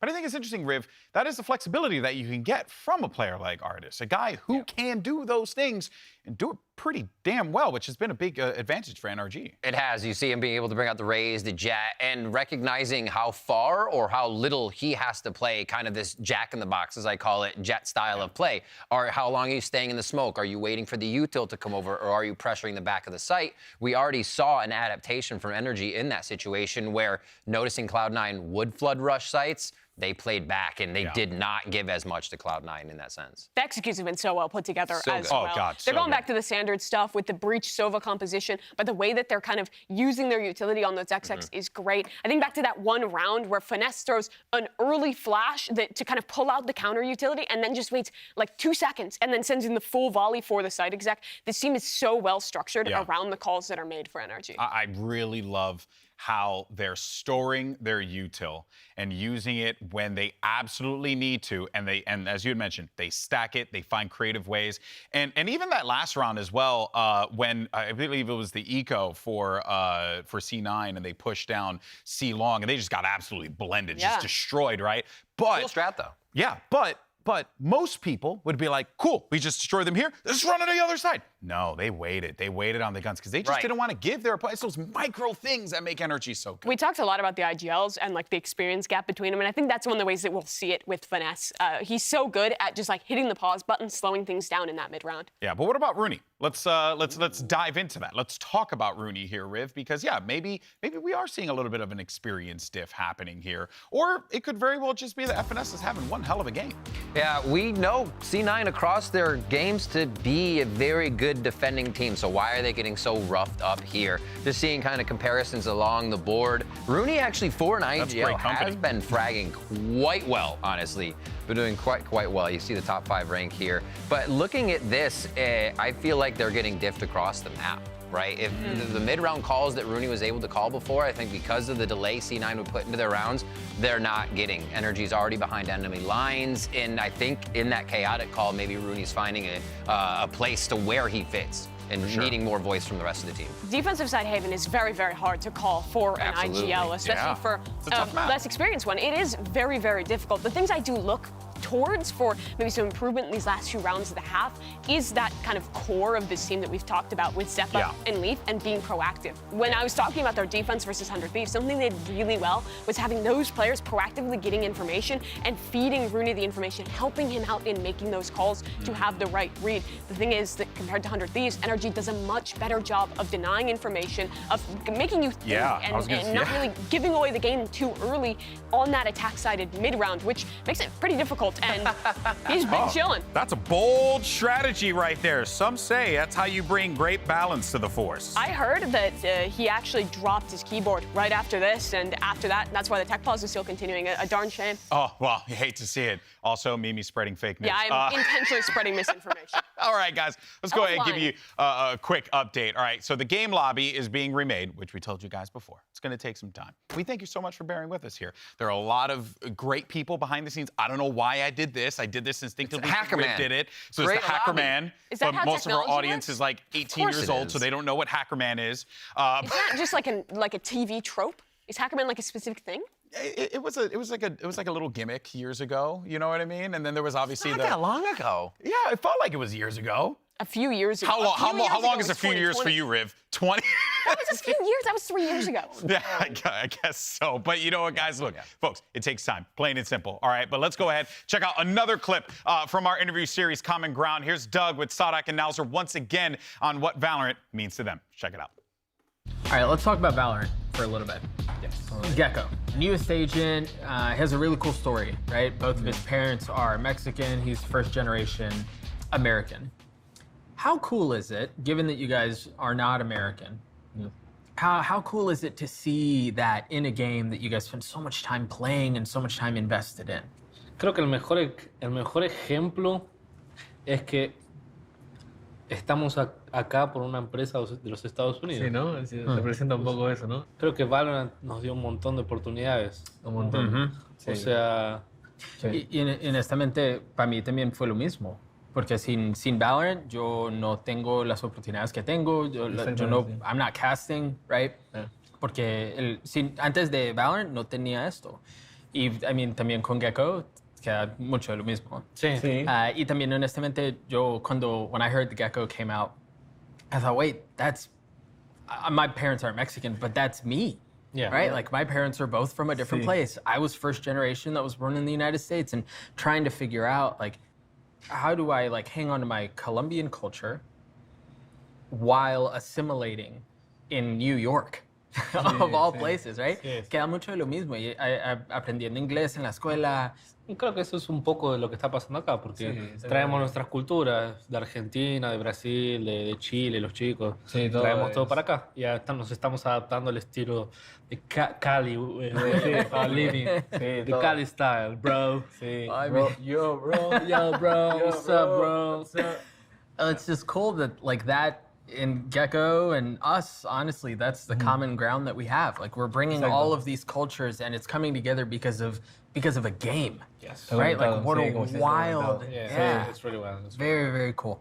Let's talk about the league. Let's talk about the Americas League. We're only a couple weeks in, 2 weeks in at this point. What are the expectations that you guys have on yourselves for this very first VCT Americas season? Personalmente, para el equipo. Dime los dos. Personalmente creo que estoy en una posición un poco particular porque con la salida de dos de nuestros integrantes del año pasado se me puso en una situación que yo preciso, por lo menos yo siento que tengo que demostrar que puedo ser un líder muchísimo mejor. Entonces creo que esa es mi batalla individual, de conseguir ser el líder que quiero ser para los talentos que tengo, porque tengo jugadores muy jóvenes realmente. Muy jóvenes. Y no es solamente ayudarlos dentro del juego, también es ayudarlos afuera del juego. Porque hay algunos que no hablan inglés, hay algunos que no saben cocinar, hay algunos que... Mi papá. El papá. Ajá. El viejo. El viejo, exactamente, el viejo. Entonces, individualmente quiero eso. Siempre fui una persona que me gustó mucho todo el lado de lideranza, me gustó mucho el lado de estar en el frente de un grupo. Siempre me gustó eso. Y grupalmente... Yo sé que nosotros tenemos como una estigma, ¿cómo sería? Yo sé que muchas personas nos ven como que somos el equipo que ganó la Champions, que es verdad, y que somos el equipo a derrubar. Pero eso fue con dos integrantes antiguos. Yo lo siento así. No, te soy sincero, yo lo siento así porque con los dos nuevos chicos cambió todo el equipo. Cambió todo. Porque cuando estaba Pancades así, claro, era de otra forma lidiábamos en el grupo. Era otro sentimiento, era otra forma de dirigirse al grupo. Entonces ahora no tengo más jugadores experientes dentro del juego, pero tengo un staff un poco más experiente, porque tengo un staff con Fraud, que Fraud, claro, veterano, 36 años de experiencia en FPS, realmente me ayuda. Entonces para el grupo yo realmente quiero que ellos sean maduros como atletas. Porque literalmente es muy gracioso para mí porque ¿cómo explico para un jugador que acaba de hacer 17 años cómo ser un atleta? Siendo que ni terminaron la escuela. No terminaron la escuela, es ridículo. Entonces no terminaron la escuela, competición a alto nivel. Automáticamente, muy rápido. Tan joven. Muy joven. Entonces, ¿cómo les digo entender, cómo les hago entender que el entrenamiento es súper importante? Que no pueden comer chocolate todo el día. Una bolsa de Doritos. Sí. Una bolsa de Doritos y energizante a la noche para y jugar. energizante a la noche. Entonces, ¿cómo les hago entender eso? Entonces, ese es mi desafío, convertirlos en atletas. Y que al mismo tiempo ganemos, ¿no? Porque estamos para eso, estamos para ganar. Entonces, es un desafío muy difícil. Pero estamos bien. Bueno, yo personalmente siento que al introducirme a este equipo nuevo, cuando los chicos no me conocen, tipo, no me conocían antes, o sea, si bien mantenía relacionamientos con ellos, así de jugar rank, de hablar, todo eso, yo creo que más introducirme como esa persona del equipo, como él dice también, de parte al menos, no soy ligero, pero soy una persona que puede ser como un líder silencioso, por así decirlo, que acata responsabilidades dentro del juego, o que mismo fuera también enseñe ese tipo de actitudes, o que pueda transmitirle eso a mis compañeros de equipo, transmitir esa seguridad, poder ayudarlos en todo lo que mi experiencia trae al equipo también. Y esa es la parte individual, además de poder ser mejor, mejor que ayer siempre, como quiero pensar yo, y después grupalmente entender todo lo que concentra la liga, que es otro formato lo que quizás, porque son los 10 mejores equipos de América, entenderlo como una maratón, ¿no? Una carrera en la que vos cada fecha, cada semana que va pasando tiene una enseñanza, y si bien uno quiere ser campeón del mundo y quiere llegar a ganar todo, da ese enfoque siempre en el siguiente paso, que primero está la liga, después está Tokio, después está el Champions y todo eso. Me gustaría que el equipo pudiera entender el proceso que se está dando, y bueno, Juan Nur también, que es un buen entrenador, que se está encargando de todo eso. Yo creo o confío mucho en este equipo que pueda entender exactamente cómo funciona esta carrera, ¿no? Entonces, nada, colectivamente creo en eso, y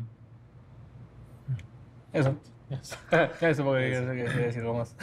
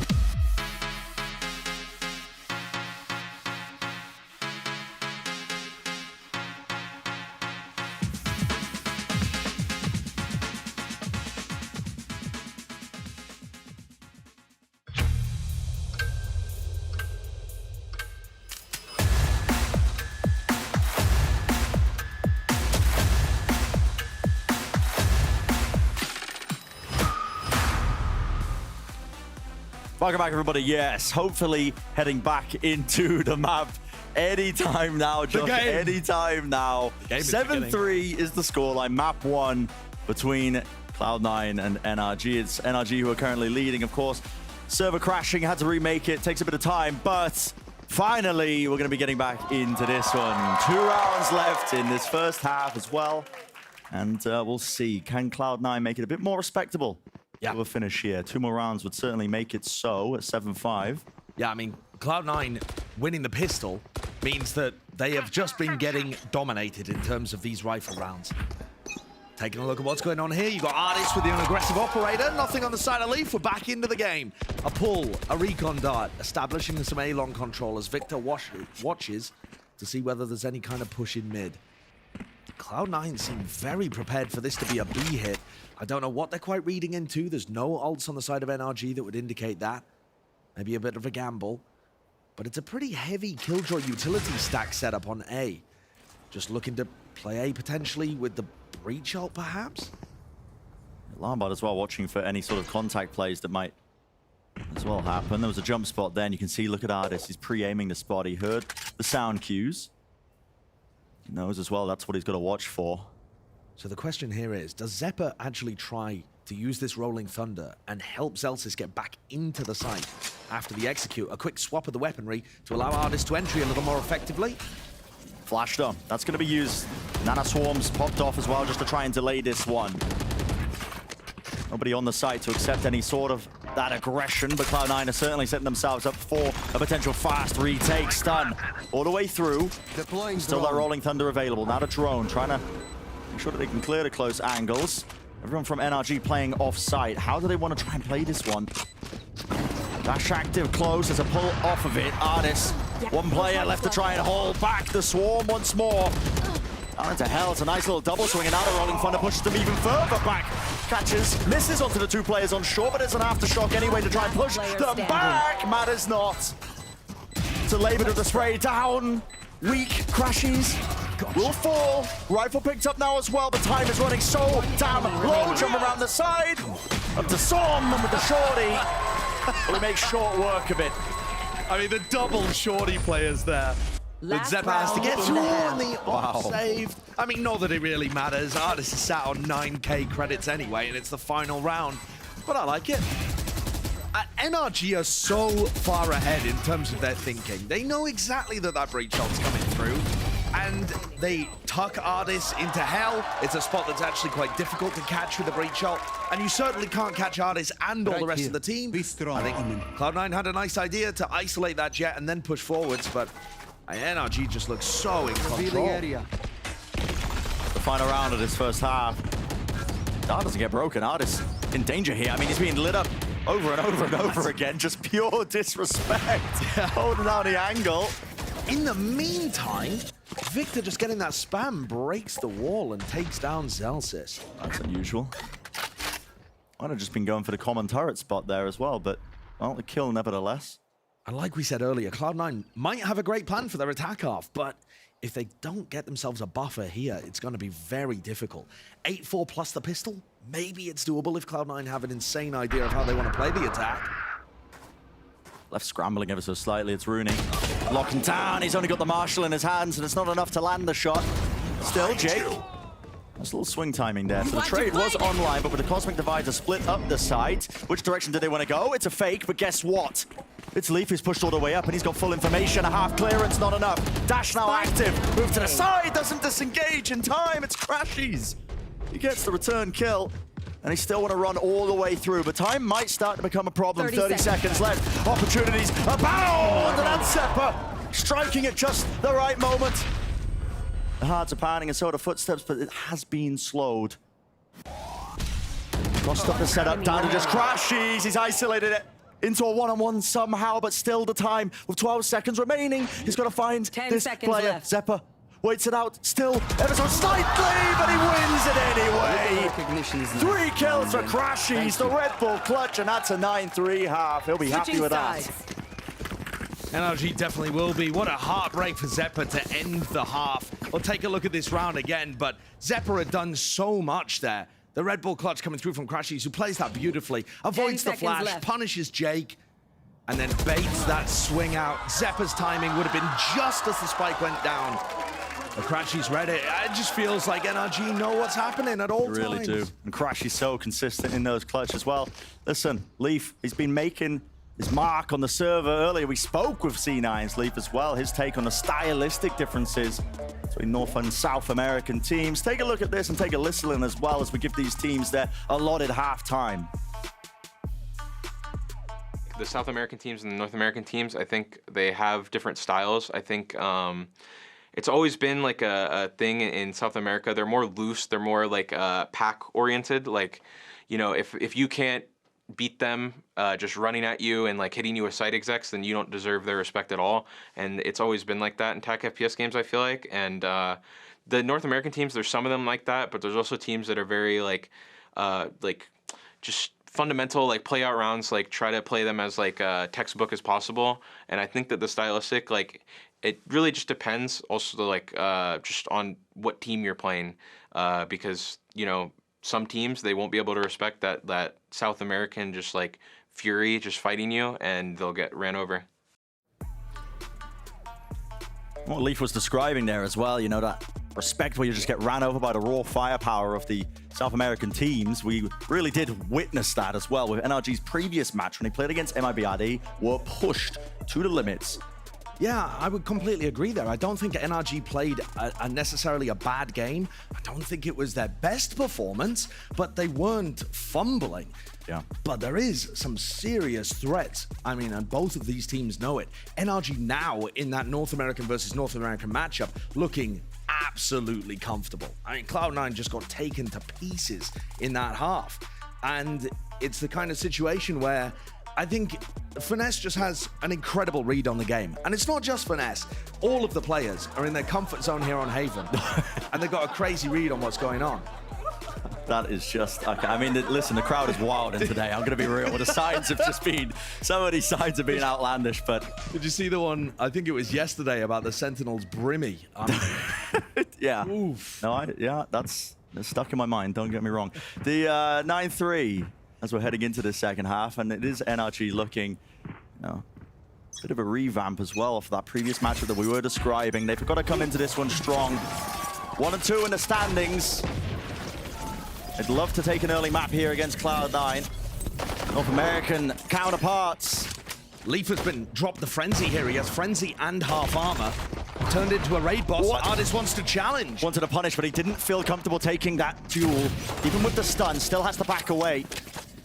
Give up that space. This is a game of cat and mouse is what it feels like, because the angles was not watched for, and this is what Cloud9 are so good at. They take these quirky, awkward timings, but maybe Crashes can respond in kind with one of his own. Weaving in and out, beautiful smokes being placed, but no one clears the corner! And Leaf is on a rampage. 3 in a round, making short work of him. Spike planted. And clearing out Crashes as well, who just was maneuvering in and out of those smokes, the defensive positions. It's down to Victor. Has the ghost, but now his position's noted. Fault line pushes him away. No one's overstepping themselves. Cloud9, they know that this is hook, line, sinker, and they have it. Pistol round secure for them, maybe the beginning of some momentum on their side. Well, we said they needed to secure the pistol, obviously down 3-9, but they've still got an enormous deficit. You got to say, though, even with Cloud9 being this far away from the lead in the first map, Leaf has been performing incredibly well. They load him up with a Frenzy there and the half armor. He takes another duel against Ardis. He's currently winning that battle 5-1. And yet Cloud9 have not really been able to forge too many leads off the back of it, but the pistol round, it works again. Another very well-executed pistol with a lot of discipline. How are Cloud9 going to deal with the stack, though? There are 4 players. Turret contact. C. I believe it's a flash or a stun that Finesse is holding here. Jump sports, okay. Down, that's the turret going down, and you suddenly lost your contact play. It's all gone a bit skew with, hasn't it? Dart also spotting it out. Realization from Cloud9 are like, okay, there's a heavy stack of these players, and they're all weak. Trying for the taking to try and farm up some of those ult orbs. They're not shying away from the fight. In fact, they want to take it straight to them.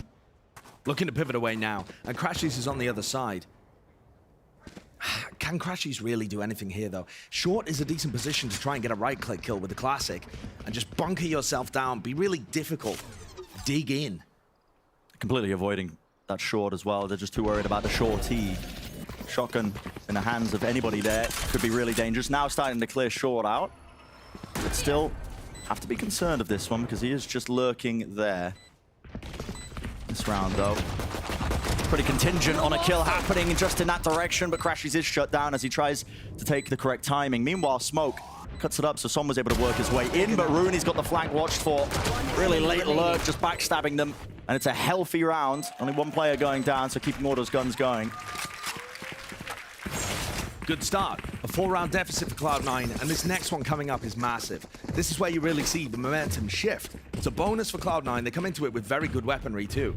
A Phantom, 2 Bulldogs, Guardian. 1 enemy remaining. So Last one down. here's where we really get to see. Do Cloud9 have something prepped? Do they have great attacking ideas to punish NRG's admittedly weaker side on an extremely good map for them still? What's the play? It looks like a C-split from the beginning. So the one player that's going to be watching this is a triple face. Victor taking the first shot as well and doing a significant amount of damage. Look at Leaf drop down to 10 health. Stars drop down though. They clear out the turret. Backing away, still making sure that they hold those sightline angles with finesse. Shoring up the defenses. He doesn't actually have any util. These two players that I thought were going to pressure Garage. Oh, wow. And Rooney just walks forward thinking that maybe NRG are going to give him a bit of respect. Not a chance. You just don't expect that off angle. And finesse is holding on top of the box there.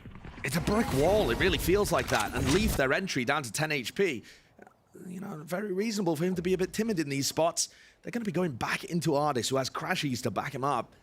And Cloud9 again playing a 4v5. The discipline needs to be tested. It has to be a hard clearance. It is. Zelsis aware of it. Contacts gets taken, but it's like for like, isn't it? Bit of a lurk attempt there, shut down by Victor, who was watching that angle. Seems to be aware that there could be the possibility that a player was lurking. Look at the read from Finesse. He was the player that got the initial kill over by C, and now he's tucked in a corner. Left. This is Dire Straits. Dart lighting them up. They have to start going now, but it's a bit of a clearance still. Lovely trade by Leaf. He's weak though. Single bullet will do it, but what a timing! Crash is not watching the one side of the smoke. Still 14 seconds. Spike has to be planted, and this bonus round has really got some bite behind it. It's looking dangerous. Someone Heaven can't quite find the right angle, but there's a reflank as well. Victor needs to win that fight, and he does indeed. Left hand to Leaf, and when he's as low as he is, it's an easy fight to be taken. I'm surprised that Leaf survived as long as he did there, to be honest. The Cloud9, they end up dropping that, but they've done a significant amount of damage over to NRG. The issue is just the fact that there's a 5-round deficit. Yeah. I think Cloud9 really needed to convert that to have a chance of getting back into this map. It is going to be tough. If it was a shorter deficit as well, you know, be looking at that bonus round. It's still a good one, nevertheless. Listen, they did a lot of damage. Took a lot of the weapons and the armor. You can see NRG knocked down to half armor Guardians and a couple of the players, but and this could be a good opportunity for Cloud9 to bounce back. Cloud9 have yet to win a gun round. They've won a pistol, 2 anti-ecos, and a thrifty retake. That's it. They haven't won a gun round against NRG here. And those ends up being quite significant, I think, piling up in terms of the half, trying to see what you can do. Drones used as a response. There's a lot of disrespect. It's good information as well. 2 players seen. Cloud9 like to do this. They show a bit of presence and they contact up and they see what more they can get, but it looks like Finesse is aware of it. He was watching the angle, but doesn't quite have the weapon for the job. Close drone! Crash is spamming away, but he doesn't get anything with it, and the knives are going all over the place still. Kills landing, so Cloud9 do have that player advantage, but Leaf needs to find himself an upgrade in the midst of all of this. This is a save. NRG have got bad economy. I don't think this is a round that they can commit to. You look at the positioning of the players, that A defense found nothing. They're backing away. It looks dodgy from Crashies as well, but let me shoot him some bail. He's got in front of any kind of fault line or flash that's going to come through there from Zeppa. What he didn't account for was a drone in his face. And Finesse, he was really looking for a proper upgrade. Yeah. I guess the Guardian will work.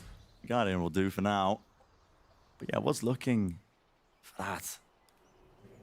And here we go. Another fight taken. Bit of hunting, of course. There's money in the back pocket of Cloud9, so they can afford to take those risks. It's NRG who really need to hold on to the guns, but another round accrued, and so this is looking quite sizable for Cloud9. Their first gun round on the board. Yeah. Right? They're actually able to get it. Wow.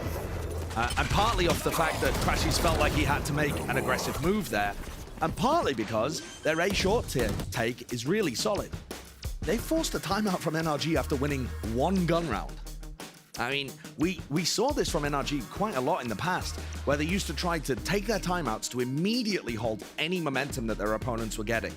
It feels very classic Chet to me. I make sure that NRG have the adjustments instantly before it snowballs. The economy's not in a great spot for NRG. It's still going to be a bad buy heading into the next round, and that's really the effects of round 15 being good for Cloud9 despite losing it. They've done now 2 rounds of continuing economic damage to get them back into the map. I think, though, the way in which Cloud9 have taken short control there. Did you see the little recon dart that they bounce off the wall, lands close, clears anybody out that might be trying to get aggressive? And particularly, they're worried about Ardis. If Ardis is able to get onto an early line off the back of a fault line, something like that, they have a Sova dart to stop him and a nanoswarm to stop him too. It's a heavy investment of that utility. But they can throw it and just immediately leave. You know, those are not pieces of utility that you need to be close by in order to activate. Time ticking down, a bit of a breather here. But Cloud9, they want to start running away with this. Big ultimate online in the form of that rolling thunder that Zeppa's holding on to. Might see something cooked up through with it, but ideally they want to win the round without it, to be honest, because look how close some of the NRG players are. See, this is the utility I'm talking about. How do you contest a short against something like that? In essence, you really have to refight it. For example, a Finesse might choose the timing about now to stun and have Victor swing. Got a turret to take contact here. I think that's the play in mind. Turret on top of the box. If it spots anyone, there'll be a swing from Victor, but trap play with the alarm bot covering the back. Exactly, and here it is. They hear the drone. Victor tries to take the timing there, but he's tagged nevertheless. And now we see a rolling thunder to punish, dash forwards. Victor is in danger. Flash in his face. Could not see a thing. And that's one of the rifles taken out for NRG too. So they lose a bit of sting in this round. They lose the A site. This would be a very difficult retake. Spy beginning to get planted here. Som already well away from the fight, which implies that he wants to save that rifle, and it's just NRG looking to see if they can do some damage. Out to the side, there's a nice peek actually, well timed with the smoke dissipating, so that's Crashy's 1 kill. Jake just got outplayed. I mean, that was lovely from Crashy. Really quite nice. Economic damage is not too important here. Cloud9 have a ton in the bank, but it doesn't look like NRG have time to commit. I mean, from the look of it, they might just be going... Oh, they're catching just people as they retreat. So quite nice. Yeah, they get a couple of weapons out of it too. Crashy's... I mean, he's got the spike behind him and players in front. Can he take a couple with him? He can indeed. Gets 1 for the effort, still traded out. Does put Rooney 1 away from his own ult, but nevertheless, Cloud9 was expensive. Still another round claim for them, and they're steadily creeping closer and closer to that equal scoreline. Ardis still has a Guardian here. You know, it's not been a good buy in terms of 5 rifles on board the whole time on their defensive half. The ult situations, like you were talking about, Bren, Zelsis with a lockdown that he could use to attack, but Crashies has the counter to it. So Cloud9 can't really make a game plan around that. What they could do is try and play for Rooney's ult, and that's what they're going to do, pick up the ult orb on C. Now this could easily be a bit of C pressure just for that, but they're going to follow in with a push. Very spammable. Victor almost claiming the kill. Not too much safety when Leaf was hiding behind his own smoke, but they want to try and fight this. They do indeed. Stun coupled. All the util being exploded out onto the site. Nobody can really see a thing. Lockdown being used, but no one's cleared. Leaf, and he sprays it down. What a transfer. He gets 2 on 21 health. That's insane value to be found. Is that low shot down at the back? Crashim's just looking to try and re-drone. Read like a book is what it feels like there. So now into that 2v3. Cloud9 with the re-hit. Fast play by Victor. Wants to try and fight with the help of the stun, but can't quite manage it. And it's Finesse again, forced to back away, forced to save the rifle. This has been repeated rounds now. And excellent, excellent ultimate usage by Cloud9. I mean, you got to give them credit for that. They got Rooney's ult up very quickly. They go into a C hit. NRG tried to come back into the site, and they Sova ult to try to stop them and help Leaf in the first place. Leaf converts his 21 HP into 2 kills. Which is absurd. That's crazy good. Off the back of Zeppa's flashes, Jake's paranoia, Rooney's Hunter's Fury. You know, they loaded so much stuff in. But then Cloud9 find themselves in a position where they're not actually on the site. So they use the lockdown to get back in. I mean, every part of that round is beautiful from Cloud9. And it's exactly as we were theorizing here. The attack half seems to be where Cloud9 have really put the preparation in, trying to target the slightly weaker side for NRG.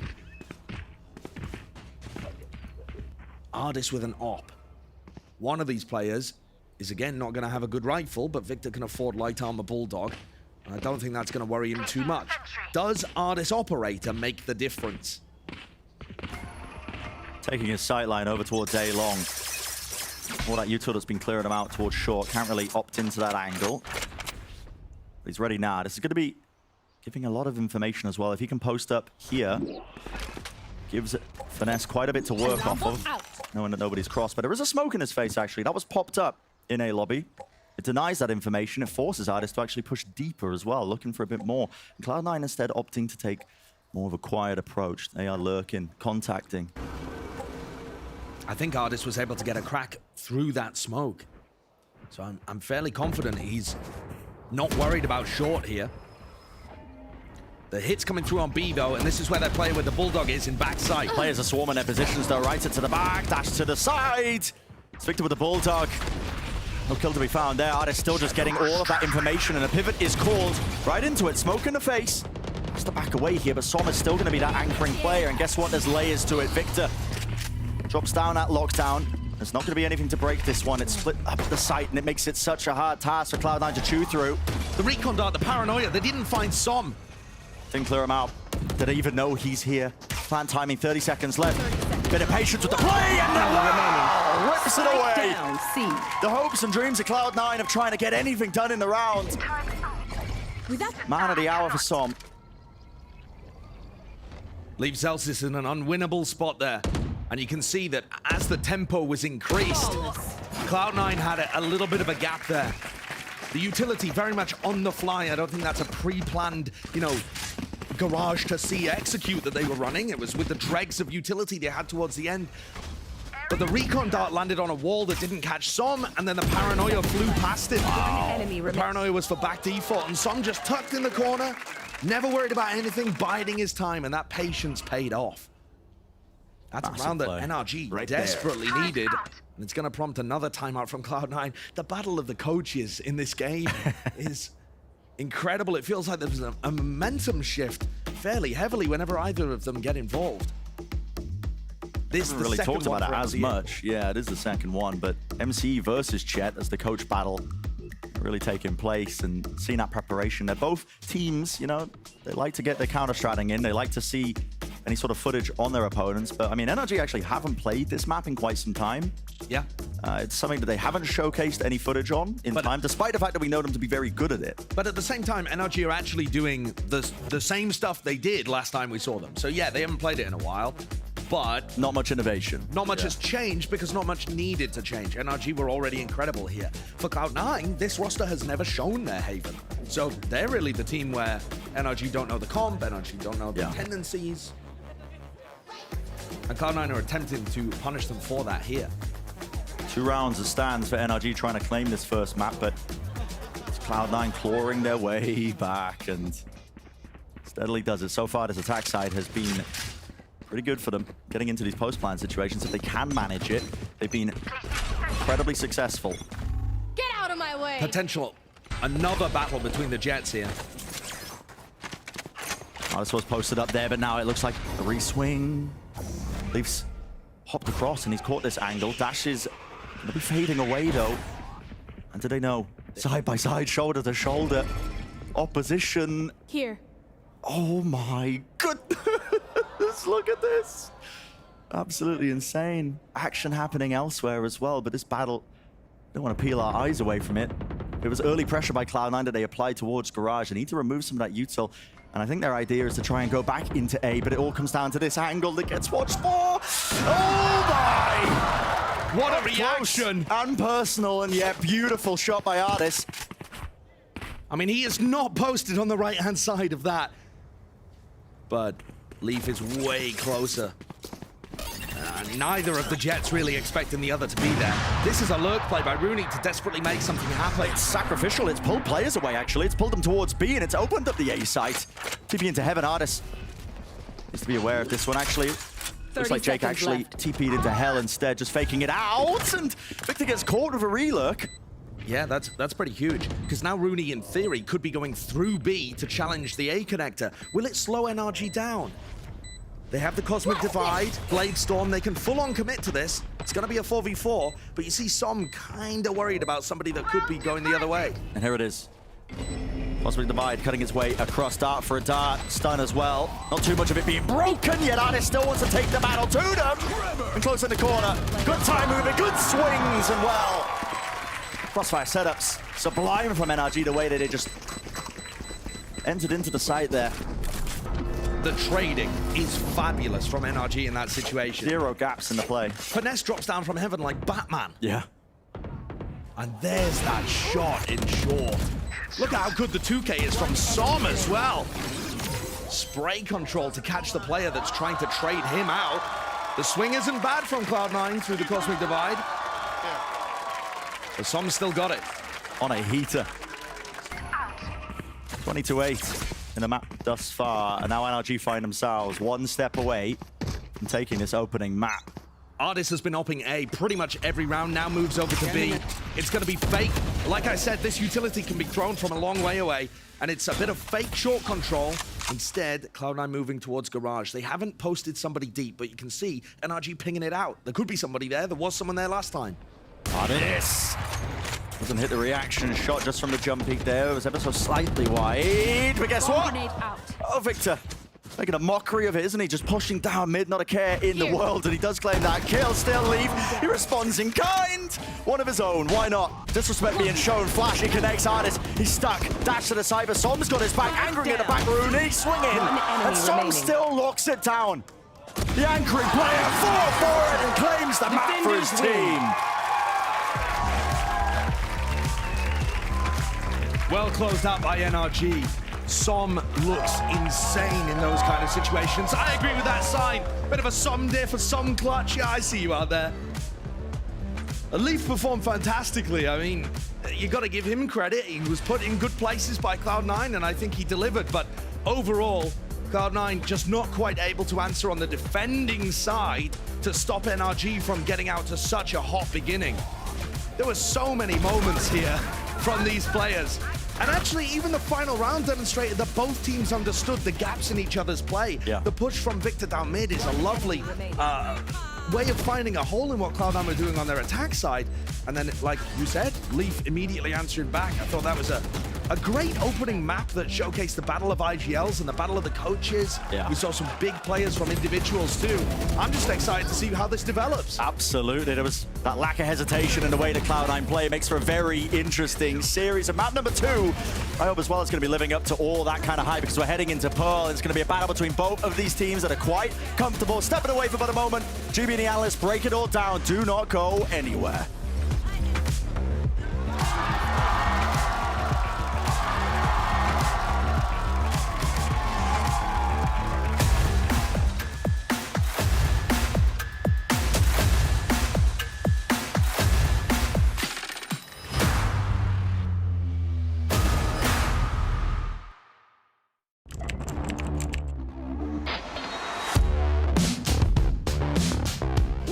What is this from EA?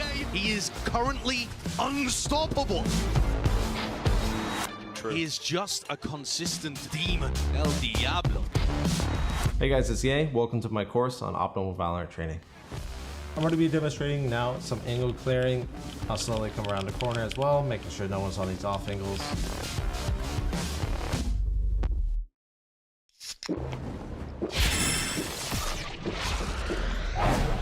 Red Bull gives you wings.